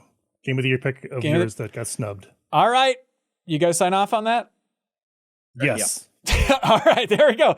Tanner Hoisington, congratulations. You just won Manifold Garden on Nintendo Switch. I'm 8-Bit. We'll ship that to your gosh darn house. Now it's time for something that we like to call Get a Load of This. All right, let's see. Jeffem, you got one, dude? Oh, I got one. Get a load of this. We went an entire podcast without talking about Tears of the Kingdom endlessly. So I gotta bring it up now. This is a video from Paradox Gaming. And it's the title of the video is not important. Basically, he built a contraption that it spins around really fast and will launch you. He has a video of him launching himself from the depths all the way up to the Sky Island by standing on it. He basically took like a turbine generator that's in like one shrine, and you can break that off, and you can use auto build to basically rebuild it anywhere. And so he took that, he put a board on it, it makes it spin super fast, and then you freeze it, with recall, and you get on it, and then when it unfreezes, it basically launches you up in the air. That's so good. And it only costs like 6 Zonite to auto build anywhere you are. All right, that's cool. Links below for all this fun stuff. By the way, The Deepest Dive, the 3rd episode, covering the southern half of the map in Zelda, is happening on Monday. How you doing there, Jeffem? I'm dreading that like every blood moon. I feel like, oh God, I've been playing so much other stuff. There's a lot to get to, but we'll be talking. I've just been playing Tears of the Kingdom, but it's still like I haven't been doing what I'm supposed to be doing, I guess. I'm on the crunch that Jason was talking about, and now I'm stressed out, and now I hate the game again. Oh, sorry, Tears of the Kingdom, you'll get no love. Anyways, but you can submit your thoughts on the game over on Patreon if you're a supporter at any tier on June 4th on Sunday, and then we'll read it for that discussion. Hey, get a load of this. Look, I know on this podcast and on Party Chatter Bonus podcast, I've complained about actors and my thoughts on actors, but this actor did something good, and let's all celebrate that. Karen Gillan, she released this YouTube video that's just like basically a travelogue style. It's her filming with her iPad, weirdly enough, just on the filming of Guardians of the Galaxy 3. And like, if you're somebody out there who likes making ofs for movies, but especially for Disney stuff, it's a little too slick, it's a little too polished. I really enjoyed this video because it's just like, hey, here's like what a week of filming for Guardians of the Galaxy 3 looks like. Here's what time I have to wake up. Here's me interacting with my driver. Here's the makeup artist. Here's how this works. Here's what it looks like on set for me. And then I have to go and take all this makeup off again. If you're just into like the nuts and bolts of like, what does it look like to be in a movie that huge and something that actually humanizes the actors, you can check it out. So there's a link below for this tour of the set of Guardians of the Galaxy 3 from Karen Gillan. And now I feel bad because one time at Game Informer, I turned down an interview with Karen Gillan to have her on the Game Informer Show podcast because I'm like, I don't really know who that is. I don't watch Doctor Who. And now it's like, oh, seems like a very sweet person. Serial, you got one? Yeah, get a load of this. I also have a Zelda thing. Ooh. This is information you can use. Well, technically, okay, so it's for Breath of the Wild, but I imagine it works the same way in Tears of the Kingdom. And the video is called Clearing Up Breath of the Wild's Biggest Misconception. The shield stats.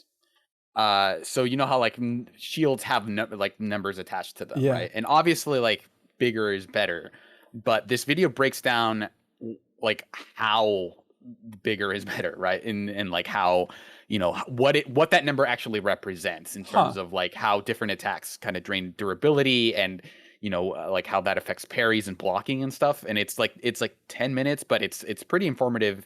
If you want to actually understand like how do shields work in this game. It's a pretty good video. Love it. Jason, what do you got, man? We found a cockroach. Oh, my wife woke up in the middle of the night flailing about because she thought she dreamed that something was crawling on her. Turns out there was. Oh no. We had a cockroach in the house, and it was a live one. obviously. I mean, but it wasn't slow moving. We've got a bug guy that comes and sprays for stuff. We've got like a nice set of woods out back, so it's not like completely out of the question that we get a cockroach. But I learned that the bigger they are, the better it is, because the ones that really infest and are hard to get rid of are the small ones. So if you find a big cockroach, it's less to worry about. And that's like a breed. Like they'll give birth to big cockroaches. It's not a matter of like age, like a tortoise or something. Oh I guess so. I noped out of the conversation after I learned that. Oh God, I hate that. Jeff, you got a bunch of spiders in your house? Not like an unreasonable amount. We're of spiders, nearing that in our house, and I don't know what to do about it. Is it just you just live with it? Well, I mean, the spiders are killing all the other insects that are in the house. Yeah. So okay, so I should. They're all right. All right, with that logic, I should import just buckets of spiders into my house. Okay, cool. That sounds great. I'll sign you up for the spider box of the month. Did you got one from the community in the Discord channel? I do. Get a load of this. This one is from Neil Smith. He said, "This is a great video. The highlight topic is coffee, but it speaks broadly about taste, flavor, aroma, preference, where these things come from, and how they interact." The video is from a YouTube channel called Aramse, and it is interesting because it's a like coffee fanatic YouTube channel. So they are talking very much about coffee. I realize there's a whole world of like coffee raiders and all kinds of things that they also go into. But yeah, a lot of the conversation is just about like, how do we decide that something tastes good? And it turns out there's many factors, including what your mom ate when you were when she was pregnant with you. Really?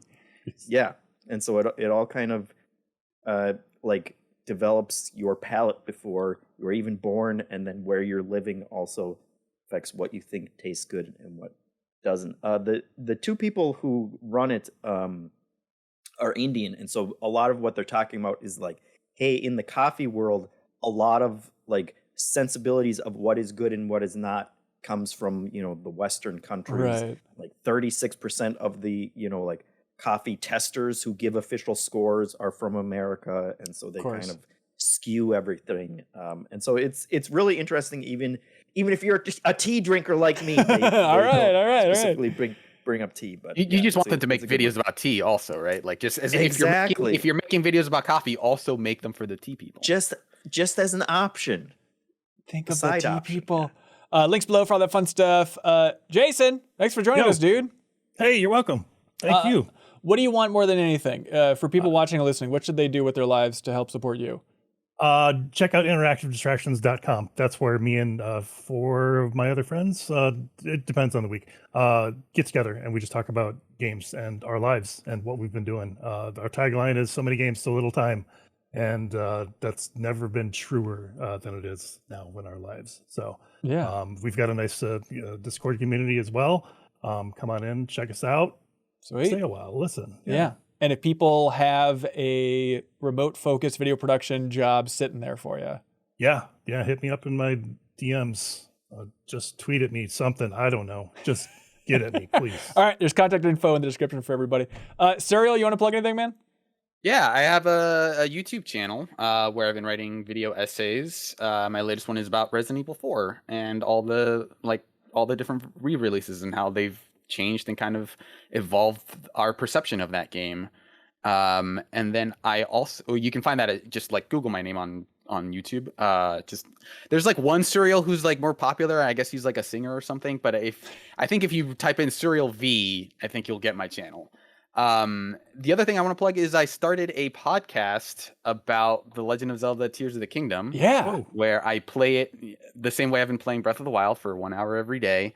And I talk about basically as much as I can about everything I do. And then I'm also playing another Zelda game kind of more casually along the way.